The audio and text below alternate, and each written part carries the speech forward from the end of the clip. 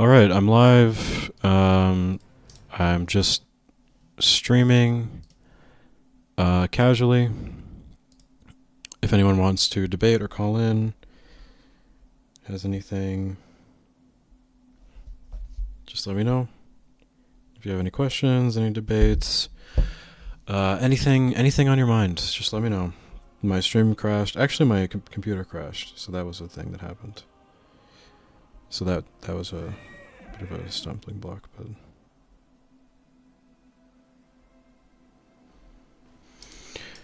I believe we're live again. Did I get kicked from that? I did? Okay. Well. Very cool. Okay. Yeah, so I'm just hanging out. If you have any questions, any debate talking points, if you want to have a hardcore debate, let me know. Probably not going to be... Well, we'll see what happens. I'm just hanging out. Just giving live streaming a shot, a test, just a little test stream. You know how it is. Sometimes you do a little test stream.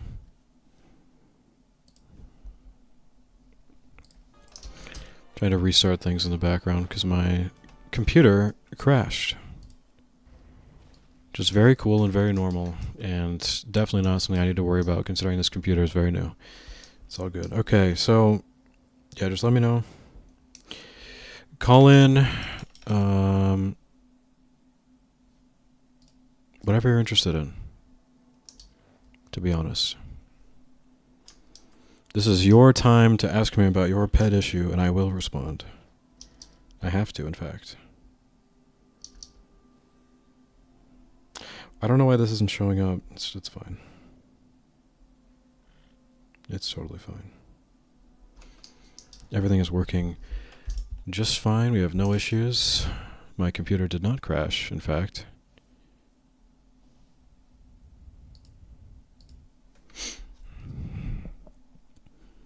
I don't know how it's possible that I have a chat rate of 1 with no one has chatted, but okay. I'm trying to podcast.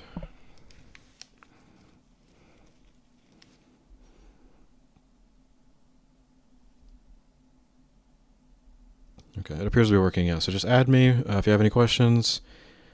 Add me if you want to debate or discuss. You can also just post any questions in the chat. Anything you want. I'm here for it.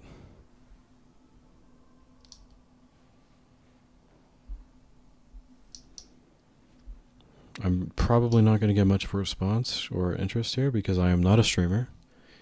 I have a very small audience, but you know what?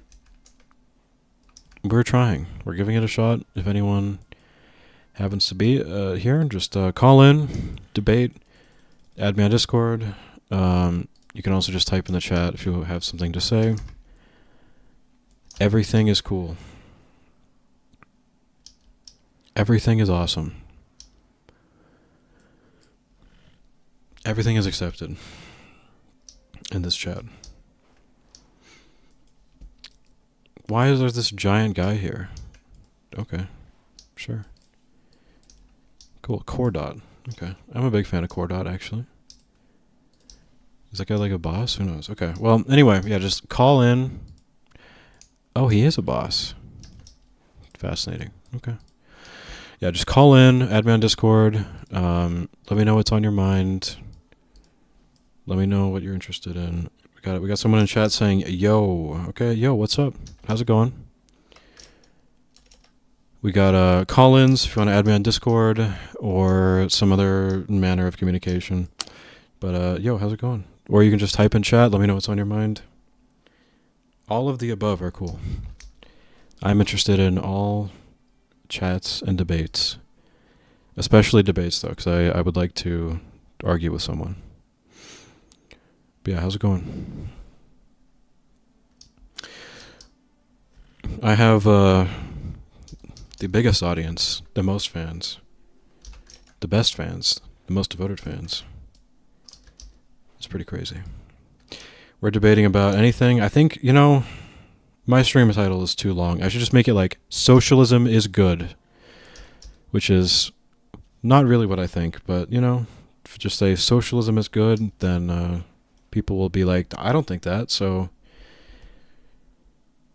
yeah, anyone wants to debate any hot topic. I actually know everything, so if you have like a pet issue you want to argue about, you can let me know and I will argue about it with you, and I will know. And I will not rely on AI for it. Because I feel like anyone can do that at this point. It's not even impressive. Like, okay, I can.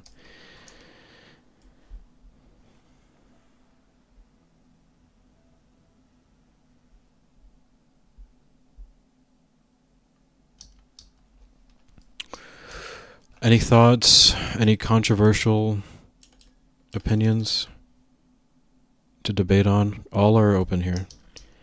All are wanted. All are sought after. We're just doing our test live stream. I don't know. What's a better title here? We can just get rid of, we don't need test stream in there actually. That's completely redundant. You know what? We're going to do, debate me in all caps. Okay. There we go. And now we're locked in. Now we're locked in. I think we're locked in now at this point. Any thoughts, any concerns about my internet portfolio? We do highbrow content here. We do only the best.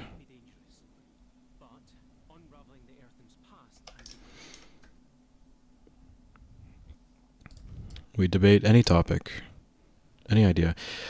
Add me Untrodden Pod on Discord. We'll debate, discuss.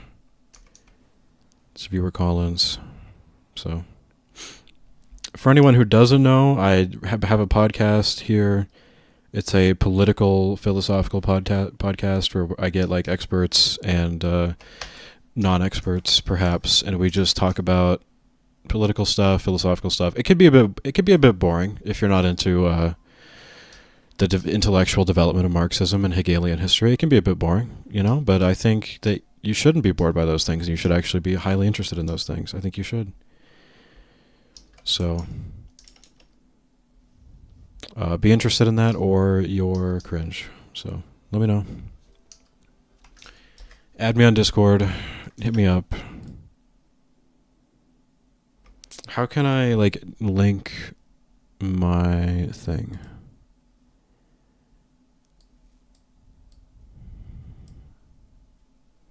It's a lot of work.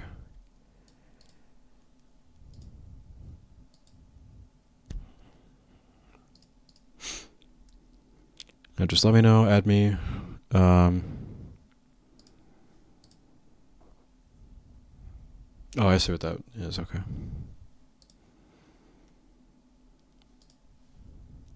Failed to connect. Okay. Interesting. Yeah, so anyone who wants to debate, call in. Anyone who has any questions, we'll stay on for a little bit longer. Yeah, just let me know any of your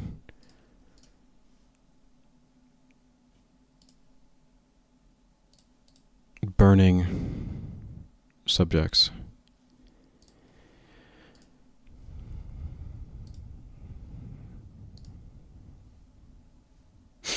Okay. Let me know what you've got, what you want to talk about, what you're interested in, what you're concerned about, what you disagree with me on.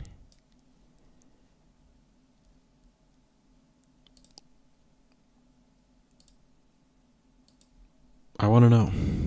I want to know everything. What is... I'm really trying to set this thing up in the background, but it's not working as much as I've done this before.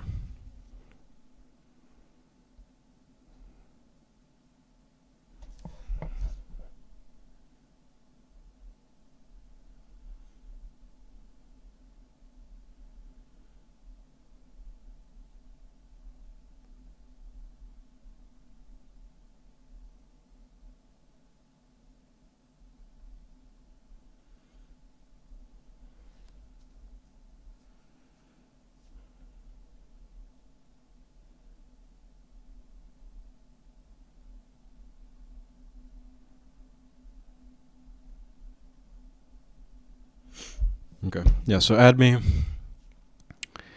Let me know what your thoughts and concerns are. Debate me. Any topic you like.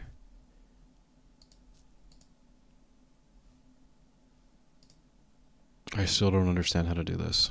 It can't be that hard.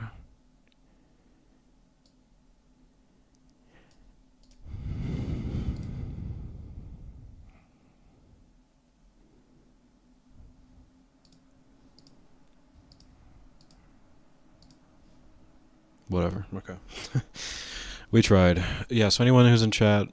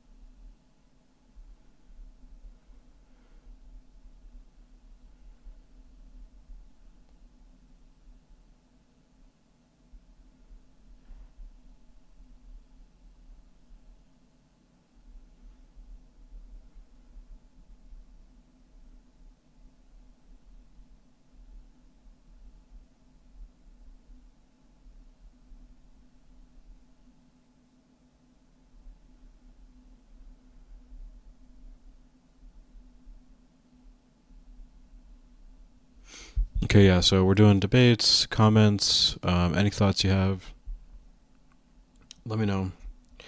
Just doing a casual late night random stream for anyone who has any thoughts or considerations that they want to put out there, just a test situation.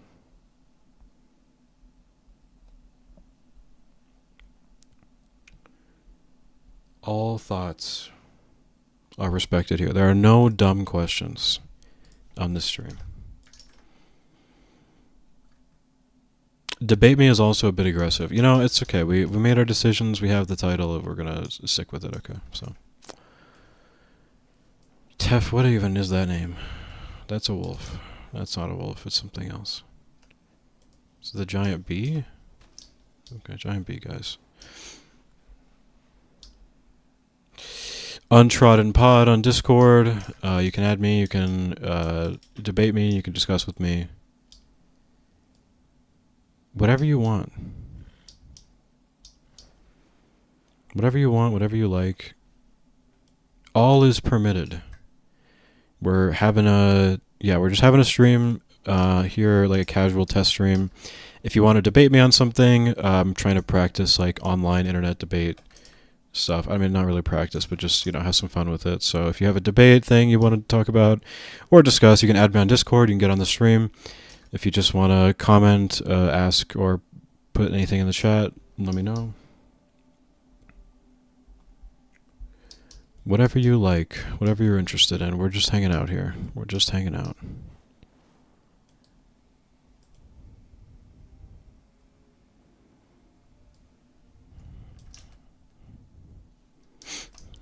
Any thoughts or concerns are wanted.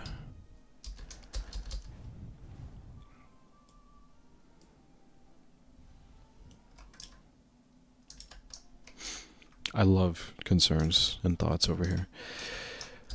Yep, just a casual stream. Just add me, Untrodden Pod, if you have any pressing concerns or considerations.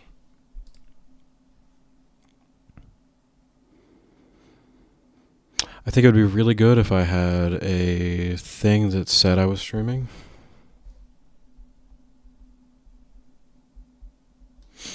On my accounts, but it is what it is, Any thoughts and considerations, call in or post in chat, and I will answer what you have anyway.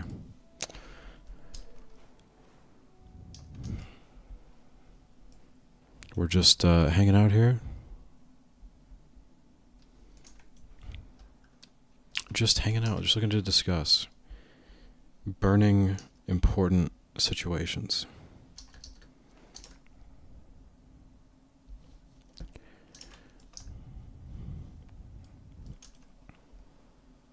Also not important situations. Honestly, if you've got any topic you want to discuss, it's open.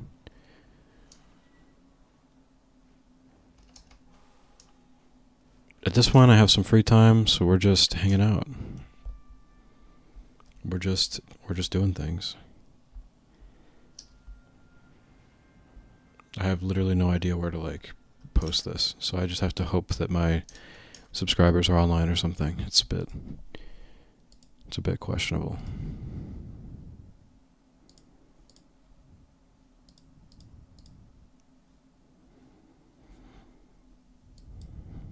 I do think there's supposed to be like a streaming thing. I don't know where it is, so that's unfortunate. Okay, yeah, so hit me up, let me know. All thoughts and considerations.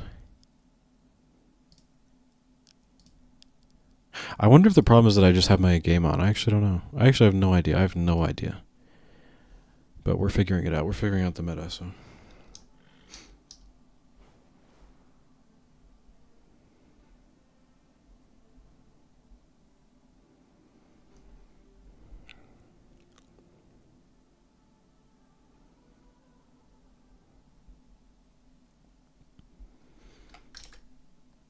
Any thoughts, any considerations, any chat messages, all are open on this stream. We're totally open. Got a giant open sign, a neon open sign over here. How do I... Yeah, I don't know. We're figuring things out. It is what it is.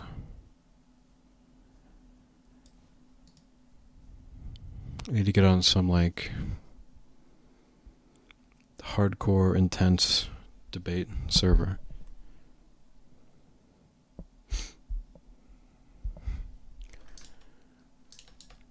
But also maybe not. That sounds horrible, if we're being honest, so...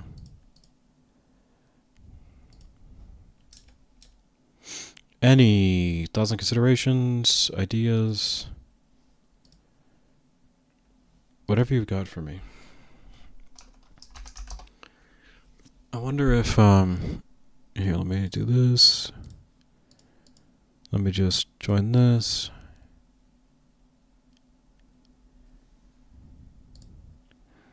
We're just hanging out.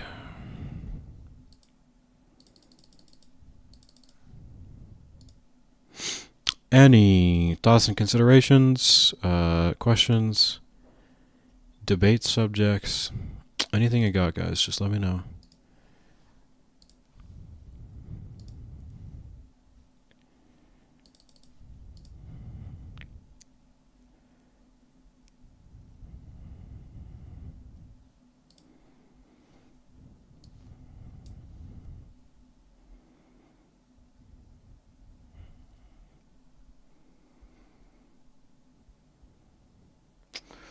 Any debate topics, any call-ins, any considerations, anything that's going on, guys, just let me know.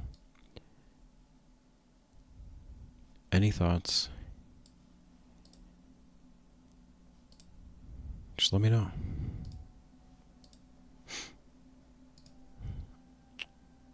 I am happy to hear them. I am happy to hear your most concerning disagreements. Why? Okay, everything's fine. Okay. Just doing a little test stream here, just in case anyone wants to call in. Got some questions and concerns, or debate material.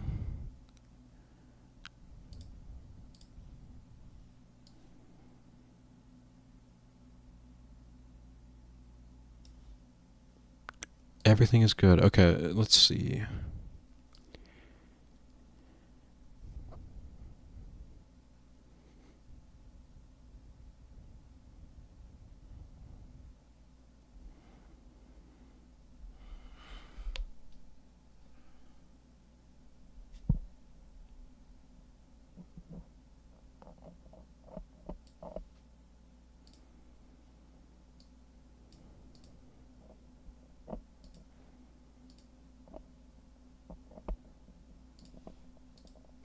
Yep. Any questions and concerns? Any debate subjects?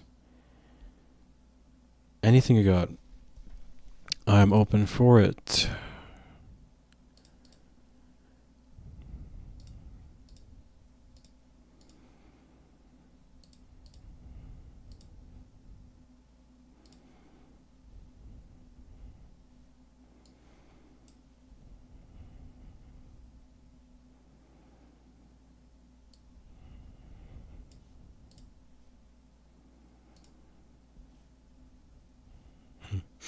Anything you got? Any thoughts, questions, debate material? Anything you got? Perfectly fine.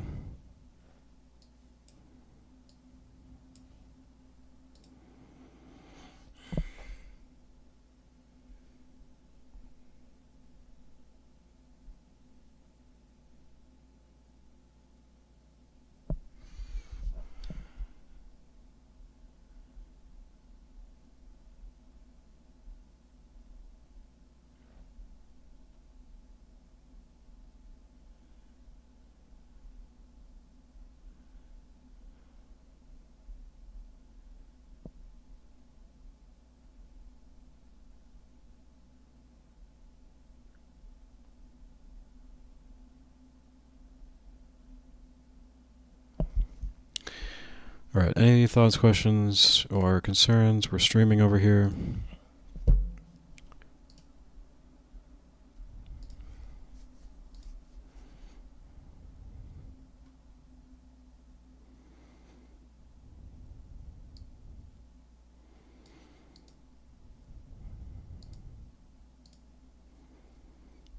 Just streaming for a bit. If you've got any takes you want to debate on, any thoughts or concerns, whatever you've got.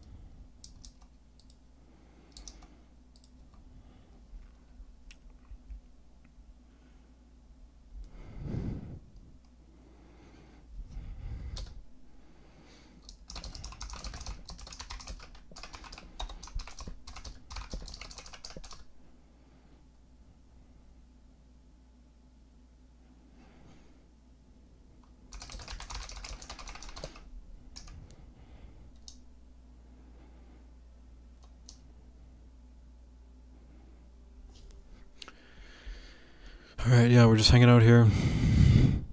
Any debates or discussions?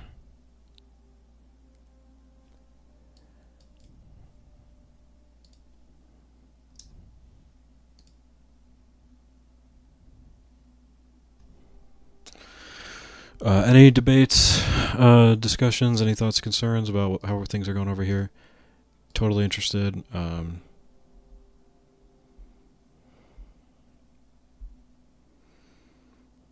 Yeah, that's pretty much it. We're just hanging out.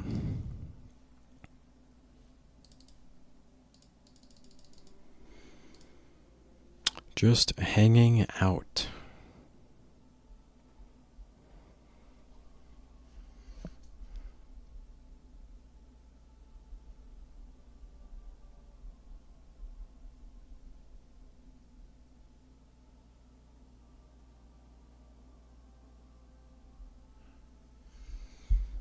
Just doing debate, discussion, concerns. Any thoughts?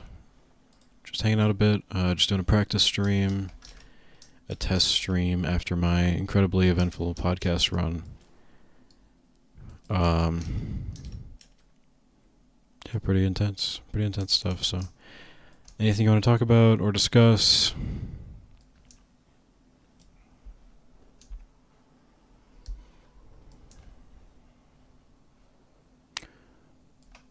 That's what we're doing here. We're talking and discussing. So, let me know.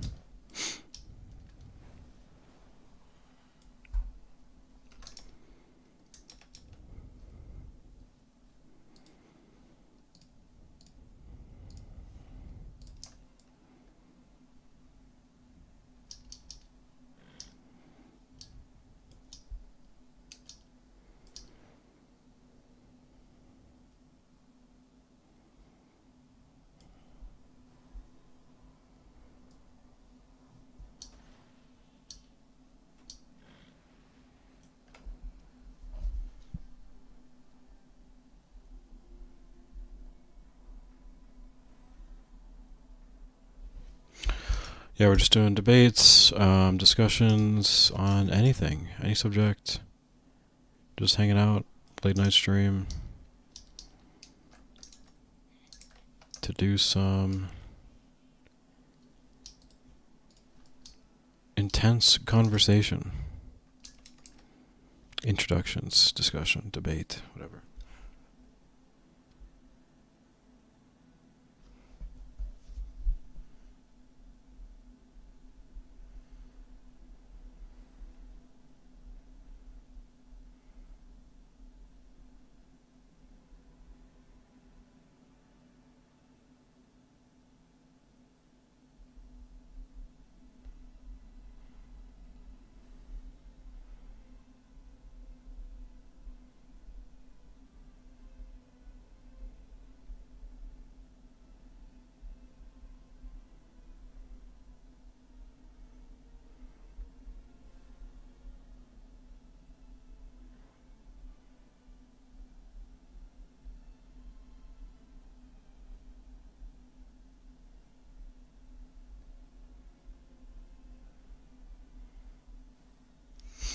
Yeah, any debates, any conversations? Ben, loving the podcast. Awesome guests. Keep it coming. Thank you so much. Really appreciate it. Yeah, I'm gonna try.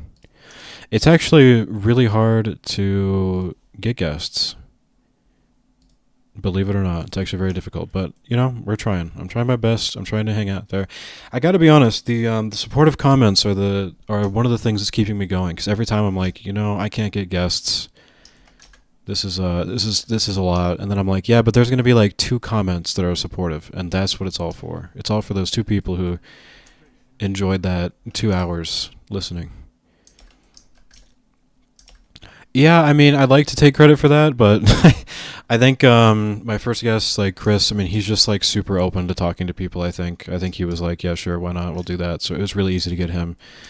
And then I think all the other like associated like Marxist people who know Chris, like I think they were super down to come on. They probably would have been pretty down to come on anyway, I think. But, he definitely like pushed them over the edge. So I don't think I can take too much credit for that, if I'm being honest. And Connor, my most recent guest, like he's pretty open and chill too. So yeah, but I appreciate it anyway. Listen, I try my best. And yeah, really appreciate it. Yeah. I'll try. Yeah, it is. Like I said, it's difficult, but we're working on it. I hope that I can contribute, something of interest. Some kind of like different conversation that like is interesting or educational, and then entertaining, I guess, in like the informative way. But yeah, I'm trying. And then I'm trying to branch out to like different people, different areas right now. We'll see how that goes. But yeah, we're trying my best. So. Oh yeah, same. Yeah, that's basically what happened for me. Yeah, I found a sublation episode, I think, with Chris, and he mentioned like Bonapartism, and I was like, and he actually specifically he mentioned the 18th Brumaire, and I was like, I have to read that. That sounds like a sick name. The 18th Brumaire, it just sounds cool. So I got it super into that, and obviously, if you've watched my podcast, you know that I talk about Bonapartism like every time. So that's kind of where that came from, my interest in Marxism. And then I watched a bunch of their sublation stuff, and yeah, wanted to get them on. So yeah, I'm glad I have assisted in that. The one thing I think someone else mentioned is like, watching Doug and Chris talk is great. Like that's like a good, like I've listened to a lot, I've learned a lot, but I think when you have like the same combo, you can kind of like rerun the same style of conversation or the same formula a little bit. And so I think someone mentioned they enjoyed my podcast with Chris because it like went a different direction. It was a different kind of conversation than he would have with Doug or anyone else. So yeah, I really hope that I can bring some sort of different perspective to things. That's really cool if I can do that. Yeah. So yeah, we're both on the same boat in that. I just like jumped on and I was like, I want to talk to this. I want to talk to this guy. I want to do that myself. So I did that. So yeah. And then I've been just trying to. Then I just naturally found a bunch of other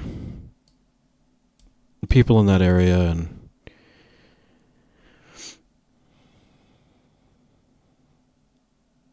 Oh hey, how's it going? I think Rudi, I think you're on Sublation. I think you're like on the.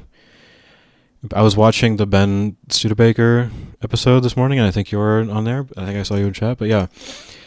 Yeah, that's definitely another reason why. I hope that that's not the only reason why I bring a different perspective, but that's definitely a reason why, for sure, yeah. Because, I mean, yeah.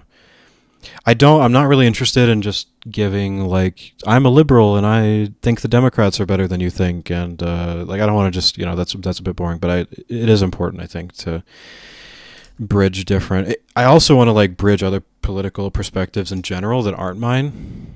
So, like, I had Connor on, who's like traditional Republican anti-Trump guy, and so that's obviously another different perspective, although it's closer to mine if we're being honest, but especially pre-Marxism. But so yeah, I'm trying to bridge different people together and talk to different kinds of people, and because I do think there's kind of an echo chamber thing. I think Chris and Doug are pretty open to talking to people.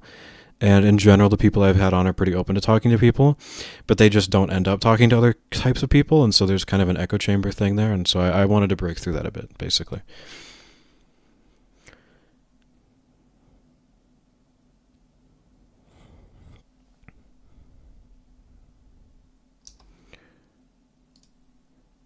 Yeah. Yeah, that's good. I think he does talk about mainstream politics a lot, but kind of in like a dismissive way. Um, so yeah, I think it's good to have in general. That's something I definitely want to do is have Marxists like take liberalism more seriously. I don't know if I've done a great job of like, um, I don't know if I do a great job of portraying this, but I think there's like a really like good defense of liberalism, that is not upheld by the vast majority of liberals or people in general. And so that's kind of, I think I talked about that with Ben and Daniel especially, that I really want to say like, listen, I understand you have all these Marxist commitments, but like if you believe in liberalism like I do, this is why you would feel this way. And like, what's your response to that? Because you don't really deal with that ever. You're very dismissive towards it. And I understand why you're dismissive towards it, but I think there is something of more value there, and hopefully I can provide that perspective. But yeah, I don't know. I'd be interested in talking to Doug. I've kind of sniped at him a little bit on Twitter and in his chat earlier. So I'm actually not sure. Like, I think if I talked to Doug, it'd be a more aggressive conversation, and I'm not sure if like he would want to do that, or like if that's like how interesting that is. I mean, I guess it might be better content, like social media wise, than a lot of the things I've done, but I don't like want to be like, I don't know if I want to define myself on that yet. But I would be interested in doing it. So I kind of like, if he wants to do that, that'd be great. But I don't know. I'm just not sure. That's why I'm not sure. The reason it would be more aggressive, I think, if you're curious, is because I think Doug takes more of a, I don't know. He's more bought into the Republican side of things. Not on every talking point. He's not like for sure, but I do think he kind of. And the thing is, like, Chris has a lot of those same opinions, but he also has kind of like a theoretical Marxist thing that I'm interested in, and I think Doug is a little bit more interested in talking about JFK a lot and like Russiagate and all that, and so.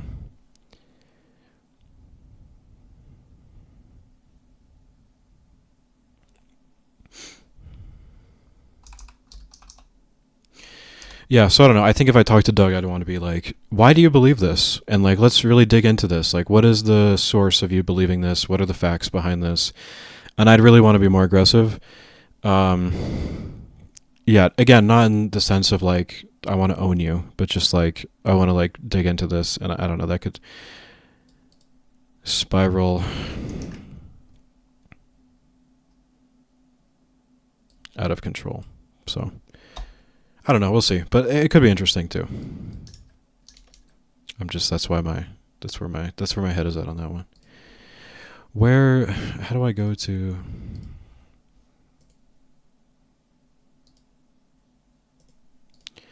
Yeah, because I personally think that the JFK conspiracy, from what I've looked into, is pretty nonsense. Like, I don't think there's much of a conspiracy there. And like Russiagate, I don't really buy into the Republican line. I don't know. So I would just really want to... I think the problem with most of these conversations is most people are just having like a vibe intuition where they just kind of have a preference for one side or the other. And if you want to avoid that, you have to dig into like every single fact and figure out who's right. And that's kind of a nightmare. So I don't want to like force someone into that kind of conversation if they're not interested, I guess, if that makes sense.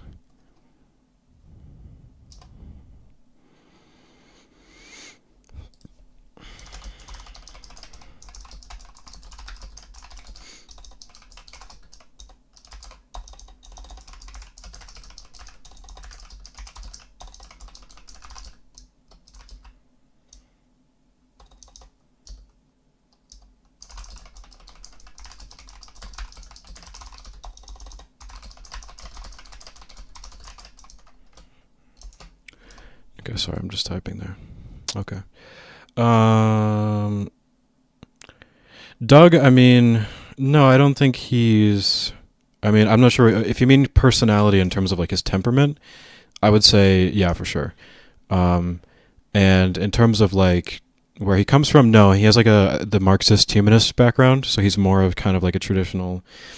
I think he especially like Iraq and the Wall Street economic crisis. I don't know why I'm like losing the like actual name to describe that, but he comes from that background, so he was like super into left. I don't know if that's when he became a leftist, but he's been a leftist for a while. Basically, is my point. But I do think his personality is conservative, and I think that some like warping has gone on there where he just kind of like prefers some of the Republican stuff. But just to be clear, when I say conservative temperament, I mean, listen, a lot of people have conservative temperaments. They can be on all sorts of political perspectives. A lot of the time it's going to overlap with your views, but also a lot of the time it's not. Yeah, Occupy Wall Street, and yeah, that's what I'm talking about there, yeah. Thank you. But yeah, I think his leftism goes back to... That's where he became more active, but I'm not sure if he was like identified as leftist before that. But yeah, so no, he's definitely not like a conservative, and he definitely hasn't been, but I do think he can border into that. Some people will just say... A lot of people will just write off Doug and just say he's a right-wing hack.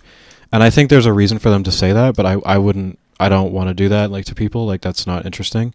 So I would want to have a more good faith conversation. But if we did talk about like Russiagate, then I would basically be calling him a conservative hack. But I don't want to do that like baselessly. Yeah, Doug Lane, yeah, sorry.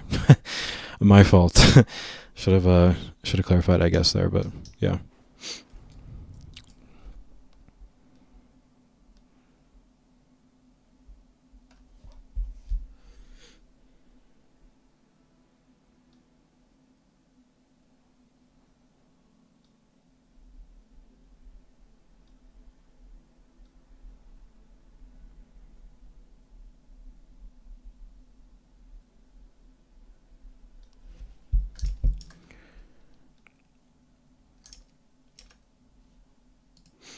But there are actually times when Doug takes like a pro-Democrat, we could say, a line against Chris. Like that, I've seen that happen. But in general, I think he's very pro. I guess he's got like the libertarian kind of... if you wanted to generally like assign his kind of view on things, it would be more along that line, which I guess goes along with the Marxist humanism and all that. And again, I really don't want to write people off, but I do also think there is kind of like a constellation of beliefs and stuff that you can identify.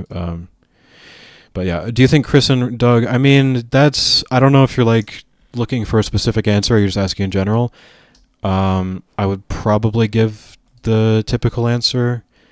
I do think that I definitely would say that Daniel has a very hostile liberal relationship. I think that's something I talked to him about. I think he's very like anti-liberal, whereas Doug and Chris are more anti-democrat. They're really not anti-liberal at all.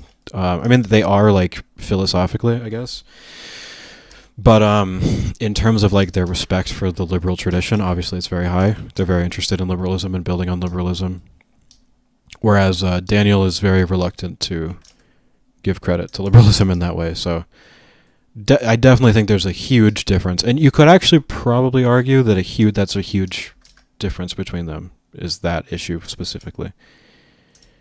Because I think that Chris and Doug want to spend a lot of time talking about the American Revolution and like the rights of the achievement of bourgeois society, whereas Daniel wants to say that's great, but liberalism is the problem. It's the system we live under, and we need to get past it. And liberals are very hypocritical and hollow, and so I have no patience for them. Which I understand. I think most liberals are actually hollow, but I also think that's not like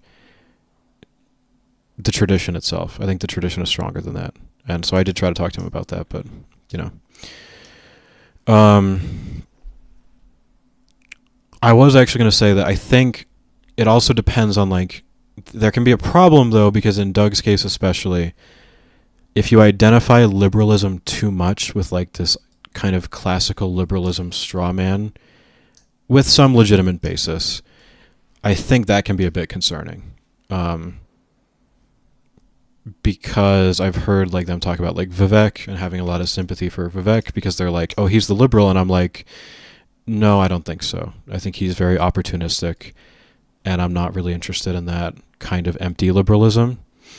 But I guess I'm very sympathetic to kind of the welfare state developments, not the welfare state specifically, but kind of like the development of liberalism. I'm very sympathetic to that, and I think it's not contradictory to the ideas of liberalism. I think it's a natural development and outgrowth, or at least it can be. And so I think like a lot of like libertarian style skepticism of all of that is not necessarily like a truer liberalism, I would say. Like there is a place in that, if in the tradition for that kind of liberalism. There were liberals, especially in the United States, in the South, if we're being honest, who were like, you know, leave me alone liberals. But I think that I actually think the Bismarck form of liberalism is legitimate, I think. I'm not an expert on Bismarck. I know that's kind of a scary thing to say. But I do think there's space for us to say we're liberals, we believe in fundamental freedoms, and also we believe in positive freedoms. And we want to provide a good life for people. I think that's a consistent position. I think sometimes Chris and Doug want to say that's an inconsistent position. How dare you provide for things? How dare you have a strong state? That's not liberal at all. And I would say, I understand where you're coming from, and there definitely can be some contradictions. And I think there is something we have to deal with there about the modern state, and how liberal is the modern state, and how does Marxism address it. And so I think that's a really interesting question that they pose, and I'm absolutely not throwing out that question. But I think that being so suspicious of the modern state that you just throw it out is questionable to me. But that is an interesting subject you raise, yeah. So Bismarck as like a counter-revolutionary, suppressing the revolution. Again, I'm not... Like, it might be that I look into that history and I'm like, that's horrible. So for me as a liberal, I personally heavily value freedom and the stability of government and the kind of respondents of, like, kind of citizen control of the government. I value, like, a constellation of all these things. I think if you sacrifice one, you just kind of are naive. And so there's like a very difficult like balance you have to have a real republic. And so it depends on exactly like what Bismarck was doing. that I don't know. But I think there is a world in which you can say the welfare state is allowing people to become more free and exercise their political power, and that would be very helpful. Now, if I looked in the history of Bismarck, and what Bismarck did was he curtailed freedom of speech, freedom of organization. The government was super corrupt, and he basically like pushed all of that popular discontent aside by giving them a welfare state. I would not support that, because I do think there's a constellation of principles that you have to maintain a tradition. This is the kind of my pre-Marxist evolution or Marxist learning. This was kind of my political beliefs. I really think you have to care about all these things. And so it's a difficult question. So moving on to, do you associate close with a democratic socialism as the end goal of liberalism? I'm not sure but what we mean by democratic socialism. That could mean a lot of different things.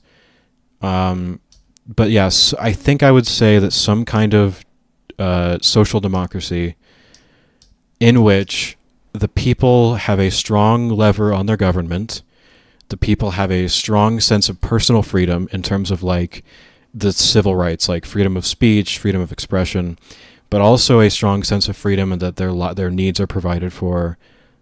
All of that, I do think that is the end goal of liberalism. If we're going to have liberalism, I think that is the end goal. I think the point of liberalism is to harness the trajectory of human society in the most consistent, principled direction possible, and I think that's kind of what you're achieving if you do that. But then the question is like, is that possible, right? So if there is a contradiction in capitalism that makes it so that no one will ever be free, then you have to address that question, right? You can't just say, you do actually have to address that question. So I take that seriously. And then that would relate to the welfare state in the sense that if the welfare state ultimately functions as a curtailment of freedom, obviously I do not support that. So I think we have to interrogate these questions. And that's actually why I think one of the points I made to Connor a lot in my most recent podcast episode, I basically said, listen, I don't know if I'm a liberal or socialist at this point. I'm leaning towards liberal, but at the end of the day, like, I don't know. And what I really want is for us to address these questions that I feel like aren't being addressed anymore. Because I think we have to take seriously the socialist critique, and I don't think anyone does. I don't think leftists take it seriously. I don't think they care about it. I think they've sacrificed it entirely. And I don't think liberals take it seriously, partially as a result of that, partially because they're corrupt or they're complacent or because of the system, whatever. But I think we really need to take like this is basically what I argue, we need like a fuller intellectual tradition and justification for liberalism. And at the same time, we need a richer critique brought by socialism. If we're going to resolve this contradiction, this dispute, this intellectual, I think we really have to resolve it. I guess someone like Chris would say it's already been resolved. We already know the answers. We have to like organize, right? And that's fine. I can have sympathy to that, but I feel like there's an instinct in me that says you're not going to be able to organize anything in this level of political consciousness, and so we have to have an enrichment of these intellectual traditions. Is that possible under capitalism? I don't know, but I do think we need an enrichment of these intellectual traditions. I really think we do. I think you need people like me saying, guys, this is the point of liberalism. We want freedom. We want freedom to live your own life. Freedom from the state. We want all these things.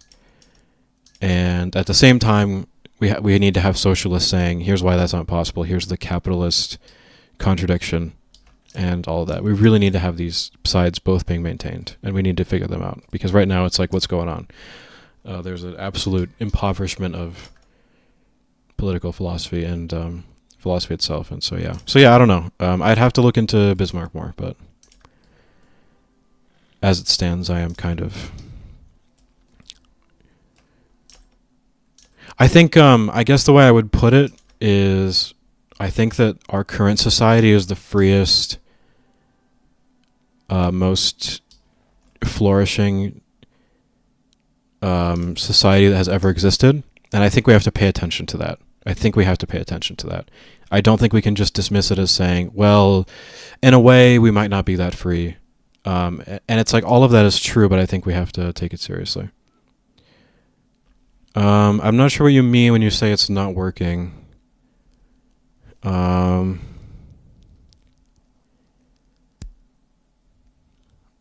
That's just like my Discord tag. If you're trying to add me on Discord,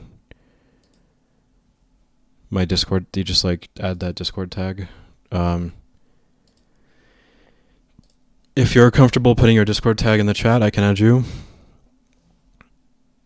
I just typed it into YouTube chat. You should be able to just add friend on Discord. Okay. Got you.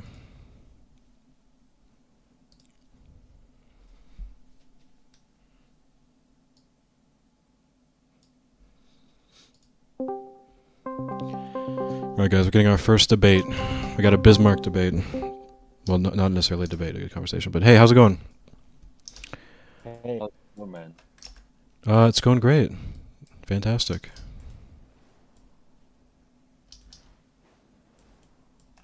Yeah, that's good. I like conversation much more than debate. Yeah, that's fair. Yeah, we don't have to. We can just have a conversation. That's good with me. Yeah, so with Bismarck, it's very interesting for me as a German, and also trying to be a German socialist or whatever. Mm-hmm. Because in Germany, to this day, we actually don't have freedom of speech. It was never granted by the Prussian state. And even to this day, it is still very much restricted. What is here called freedom of expression, Mm-hmm. or freedom of opinion, and there's still the caveat to it that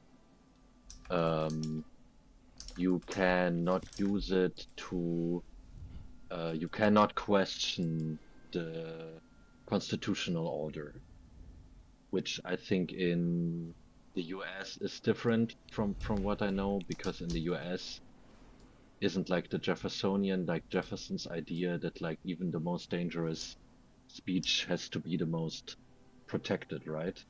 Right. Yeah, you can definitely.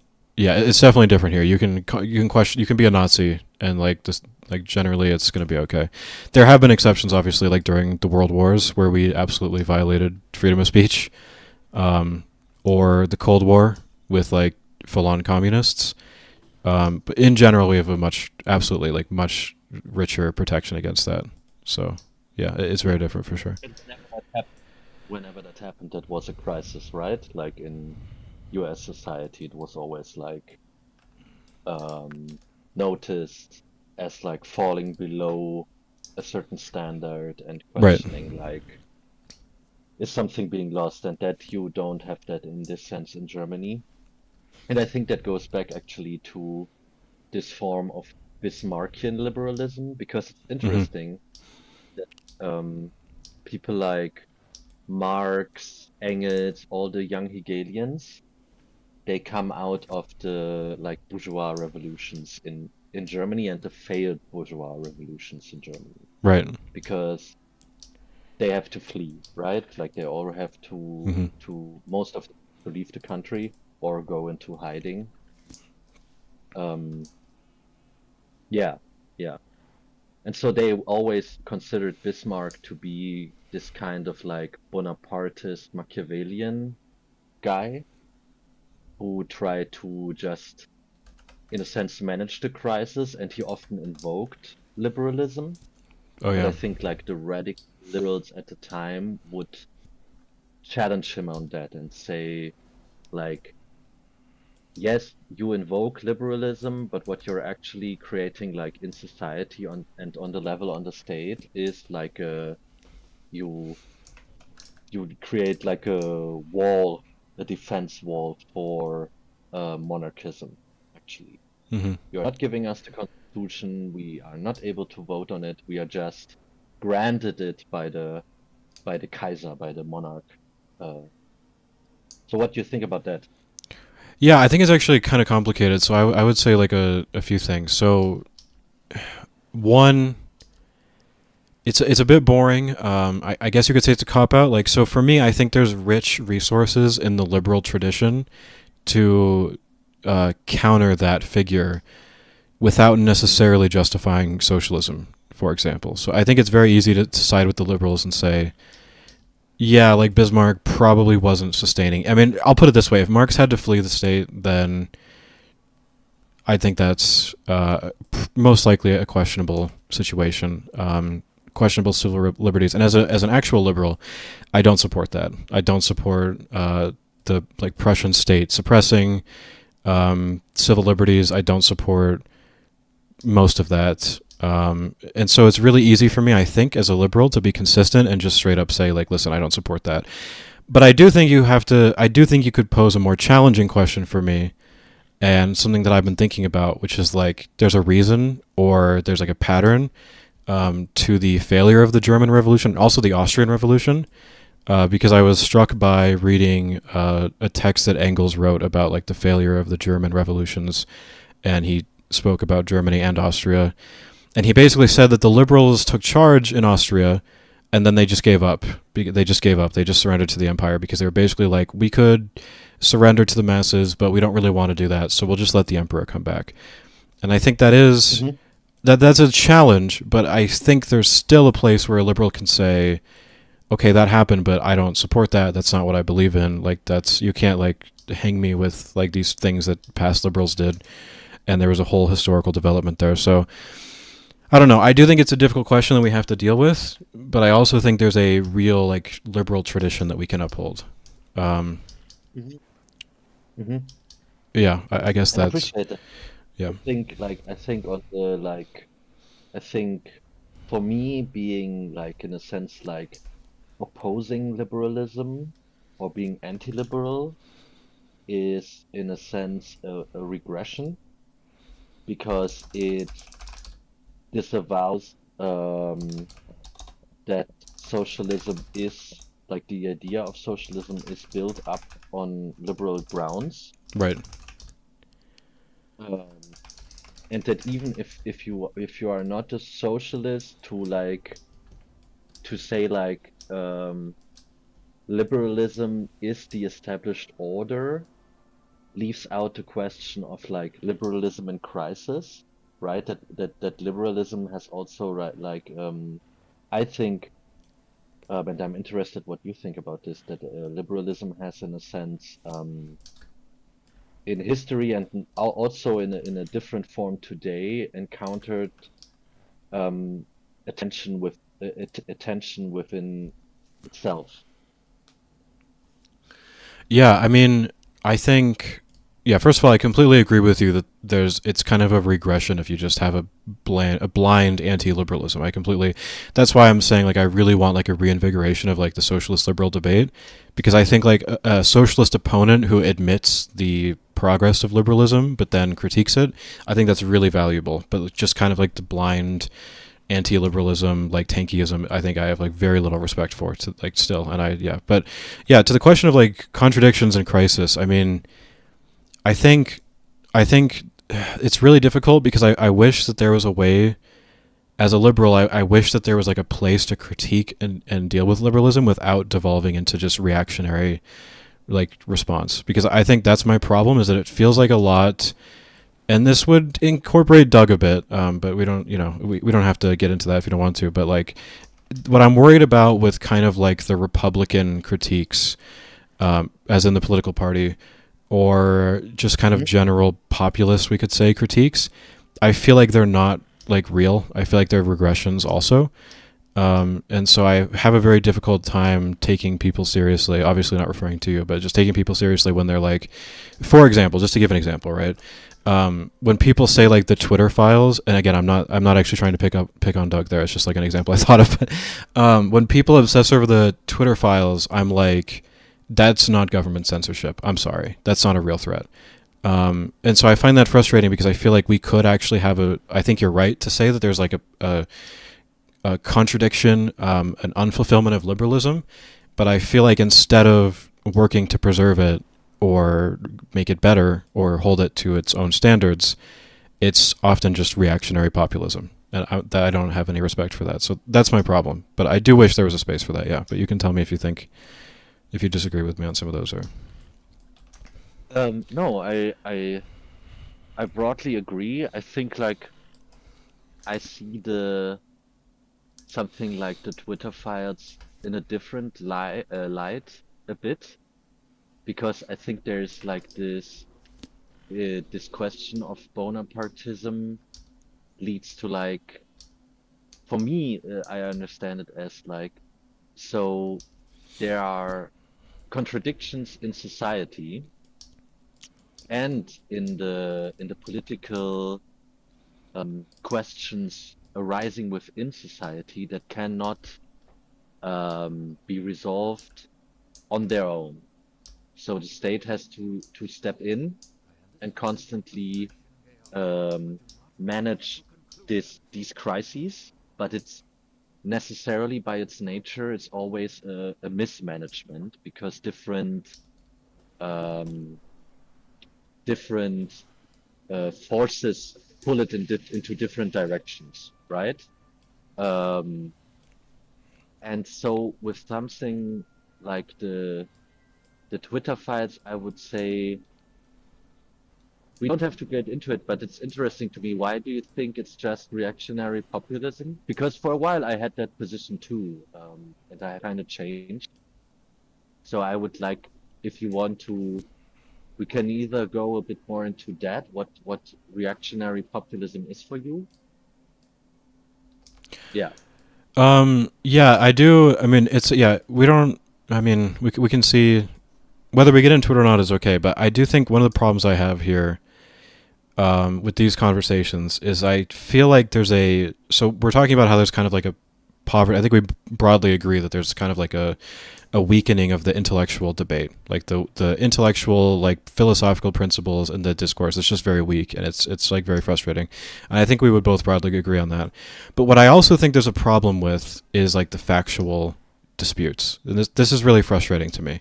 So I feel like the vast majority of people just do not know the facts of a case, of a situation, of a current event, and I feel like everyone kind of benefits from that case not being discussed in detail. And I just think that's a problem. I just think, like, regardless of principles or philosophical grounding or these, like, debates, like, we have to have a grounding of, like, what's real. And I feel like when I say something is, like, right-wing populism or kind of propaganda or whatever, what I'm saying is that there's, like, a side of this debate that is just not dealing with facts fairly. And probably the majority of people on both sides aren't dealing with facts fairly. But I really want and I really care about interrogating those facts, because I think if we don't, then we just end up doing propaganda, which actually is advantageous for, you could say, the capitalist parties. And I don't know why you would want to do that as a socialist either. But even from my perspective, I think it's a problem. So with the Twitter files, I would say that there's a lot of like misrepresentation of what was in them. And so I think the Republican Party is there to say the Democrats are corrupt or the deep state is corrupt. But I just think there's so many problems with that. Like, one is that the Democrats weren't in charge. That's one problem. And then another problem is that, and obviously you can have a deeper like critique of the Bonapartist deep state. That's fine. You as a socialist can make that critique. I would believe you if you made that critique. But I just want to point out that the Republicans, they can't make that critique. They're lying. But you could make that critique fine. But then when you actually dig into it, it's a bunch of emails where the government is like, hey, can you remove these like sexually explicit photos of Hunter Biden? And the social media companies are like, hey guys, this looks kind of bad. Like, are we going to do it? And they're like, well, I mean, we do have literally policies against leaking people's photos. And like, we don't know where this is coming from. And it's not even politically partisan, like the photos. And that's like the majority of the Twitter files. And so I just feel like we have to lie about this to kind of get like a mass government censorship, because there's a few elements missing. One, I don't think there's coercion. Some people would dispute that, although that's more of like a principled conversation than a fact conversation.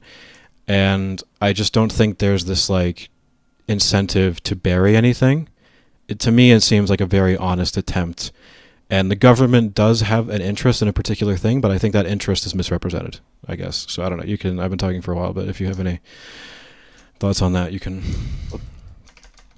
No, I broadly agree. I think like on yes, I have this critique of the deep state as being opaque, and I think that's part of the problem, right? That like um in some sense, it's very, very difficult to currently, I think nearly impossible in society to sift through all these facts, because the question is like, what facts are declassified, what facts are classified, what are we even uh, able to know? And if I try to be like for a second the champion of the state, right? It's not like there's an evil state and don't they just don't want to to release these Right. facts. I think it's more difficult than that. It's that there's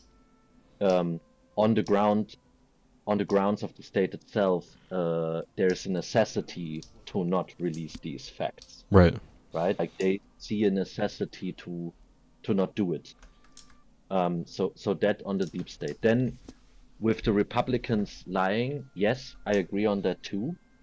There is a pretty interesting formulation by Chris Catrone that I like. Is the question, we can also pose the question as like, who lies in what way? Like, is there a lie that is very transparent, where you actually can look behind the curtain through the lie?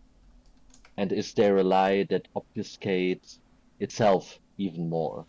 And I think that's how, like, to maybe champion then a bit. I don't want to misrepresent either Catrone or Lane, but to champion what I take their position to be is that they say, okay, currently, that doesn't need to be a forever thing, but in our currently climate, the Democrats, in a sense, lie in a worse way than the Republicans are able to. It's not that the Republicans wouldn't have any um, desire to, in a sense, lie better, in quotes, better in quotes.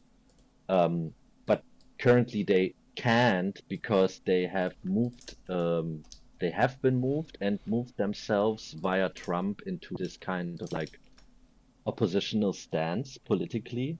Right. And so their lies have, their lies are more visible actually if we try to critique them. Hmm. I'm. So I think that's how they take them up. Yeah. I think. I mean, I think that's an interesting point of view. I definitely think it's like it's. Yeah, it's coherent. It makes sense. So I appreciate it on that front. But I don't think I guess I kind of like reject the idea. I'm not convinced of the idea that it's impossible to make sense of things. And maybe there's. I feel like I would have to be kind of like that would have to be proven to me in some way. Because from my perspective, if you look at the facts, kind of as I mentioned them, it seems to me that it's pretty clear that um, we can come to like a relatively solid conclusion.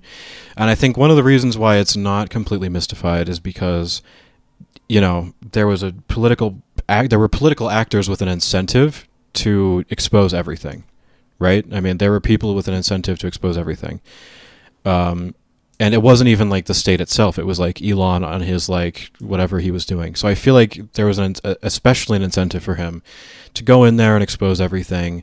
And when he put out the best he could find, and it still seems to me to suggest that there really wasn't any coercion and there really wasn't anything there.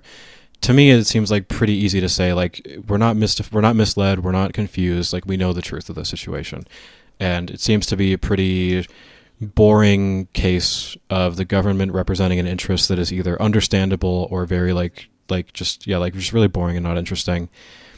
But the right wing has to turn it into no, this is the biggest case of government censorship. And I think between those two point of views, sure, mine is like pro state, and you might reject that for good reasons. But like it seems to me that my case is just truer by many degrees, and so I just think that's important. And I'm just not convinced of like the impossibility of seeing through that. In this case and many others, I think. Okay. Okay. Yeah, I understand that. I understand that. So, if we take and maybe you'd reject that completely, but if we take Matt Taibbi and people like Walter Kern and like Matt Taibbi as also, I don't know if he's anymore, but a long member, he was a long member of the ACLU, right? If we take him as like a good liberal, and we could say even like maybe he unwillingly let himself um, get turned into a pawn of a capitalist party, right? Like of the Republicans and the oppositional party. But if we, as an exercise, say like he does, we believe him, and he's doing that on good liberal grounds, that he's even looking into this, right?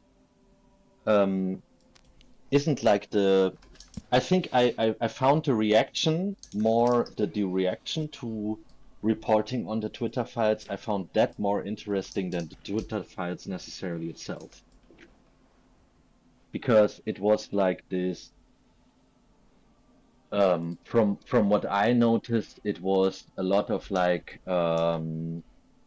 reporting at the beginning, especially like, okay, you let yourself become like by other media personalities, if it was not Fox News and like conservative aligned um, media, I like found a third position lacking that was interested in looking into this, right? It was either like from what I gathered across the Atlantic, it was like either you were for it or against it. Either you said like, yes, Yeah. this is the biggest scandal of government interference, and on the other side of that was like there was no interference, there's nothing Hmm. at all. But there was no like principled, like big, like I mean, maybe there were probably newspapers who still talked about this, but like in a big visible way, I found no third position which was like, okay, let's just look into it. Maybe there's nothing, maybe there's something. Yeah, I mean, I think there's a huge like point of truth in what you're saying, which is that like I don't I think the media is pretty much just broken. I think the mainstream media lies a lot less personally, but they do lie in a different way all the time, and I do hate them because they do just like they essentially lie in like a different way, and they are not interested in the truth, and they don't really have principles, and their viewers certainly don't have principles, and so all of that is very frustrating. So I do agree with you that there needs to be like an honest engagement with the facts, and if there isn't, then there's a problem.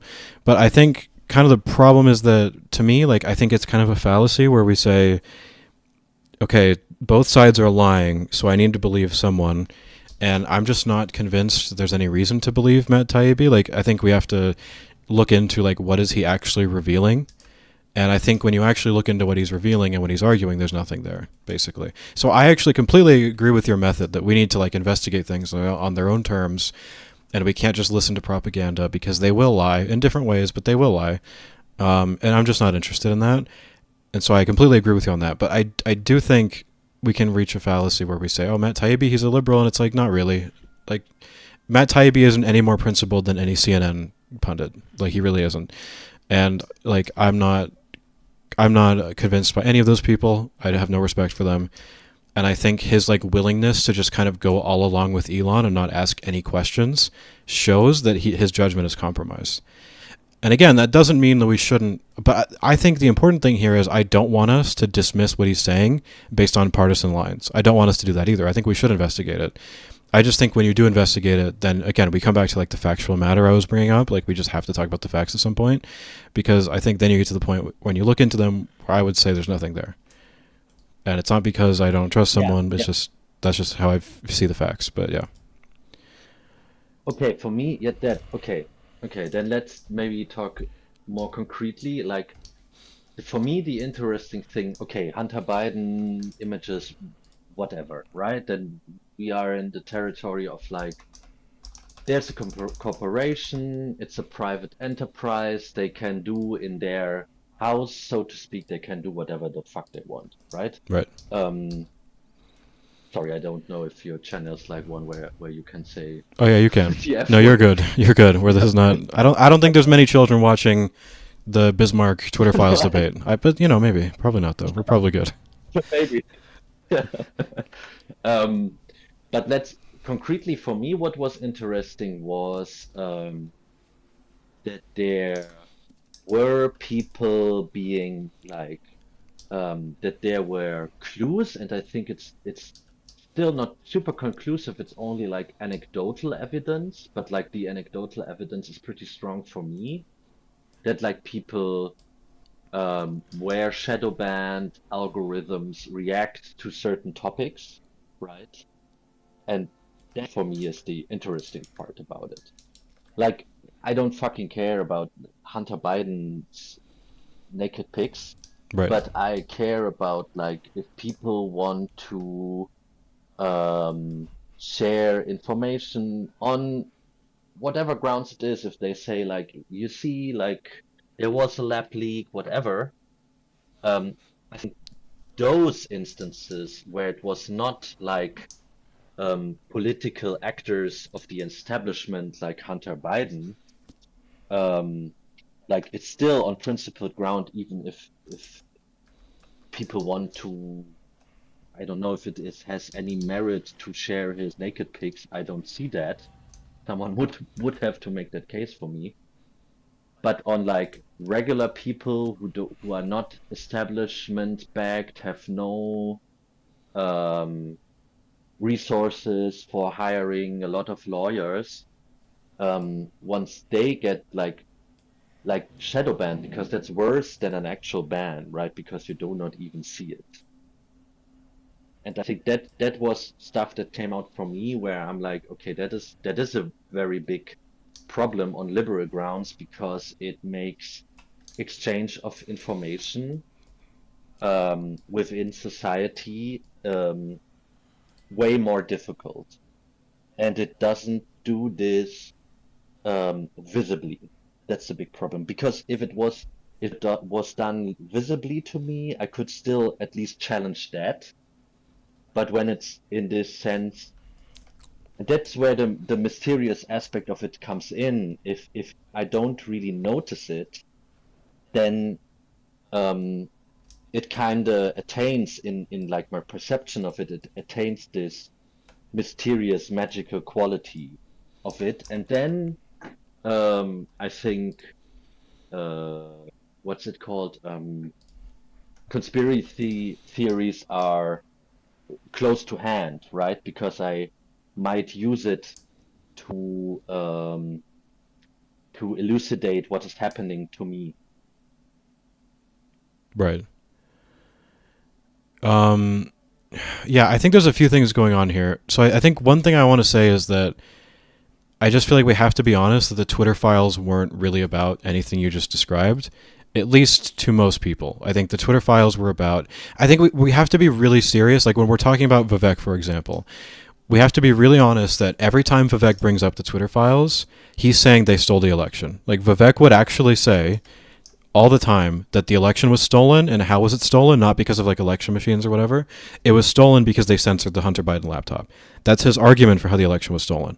And so we have to be really honest that when we're talking about the Twitter files, we're not talking about this. We're talking about Hunter Biden and emails that were written about Hunter Biden and the laptop. I don't remember how close to the election it was, but I feel like it was within days.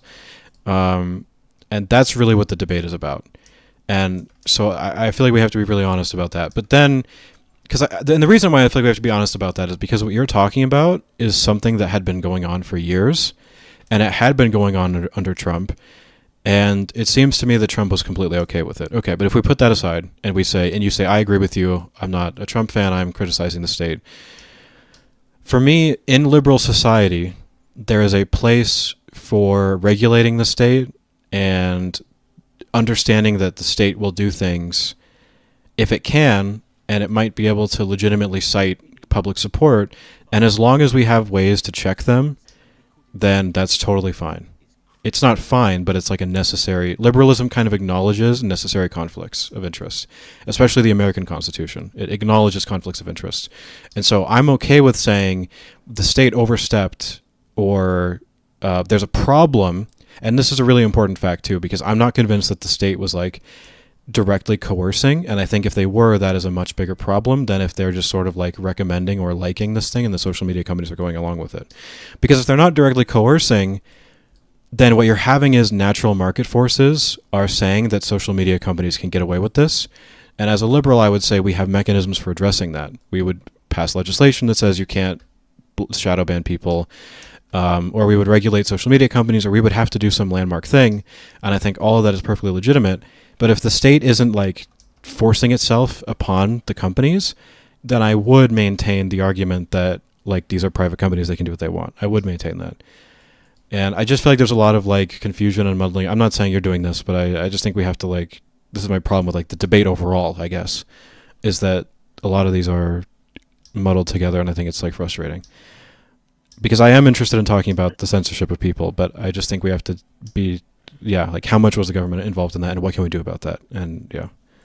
Yeah, that's true. That's true. And I think like on that, I agree with you. I don't care about like Vivek Ramaswamy calling the election stolen because like what does that even amount to? Isn't like we could make an argument about like um, electoral politics being so corrupt to a degree or like corrupted and in crisis in contradiction that who, which party is not um, currently attempting to steal quote unquote an election because they um, don't in a sense do like um, election campaigns like party and candidate campaigns only on principled grounds, but it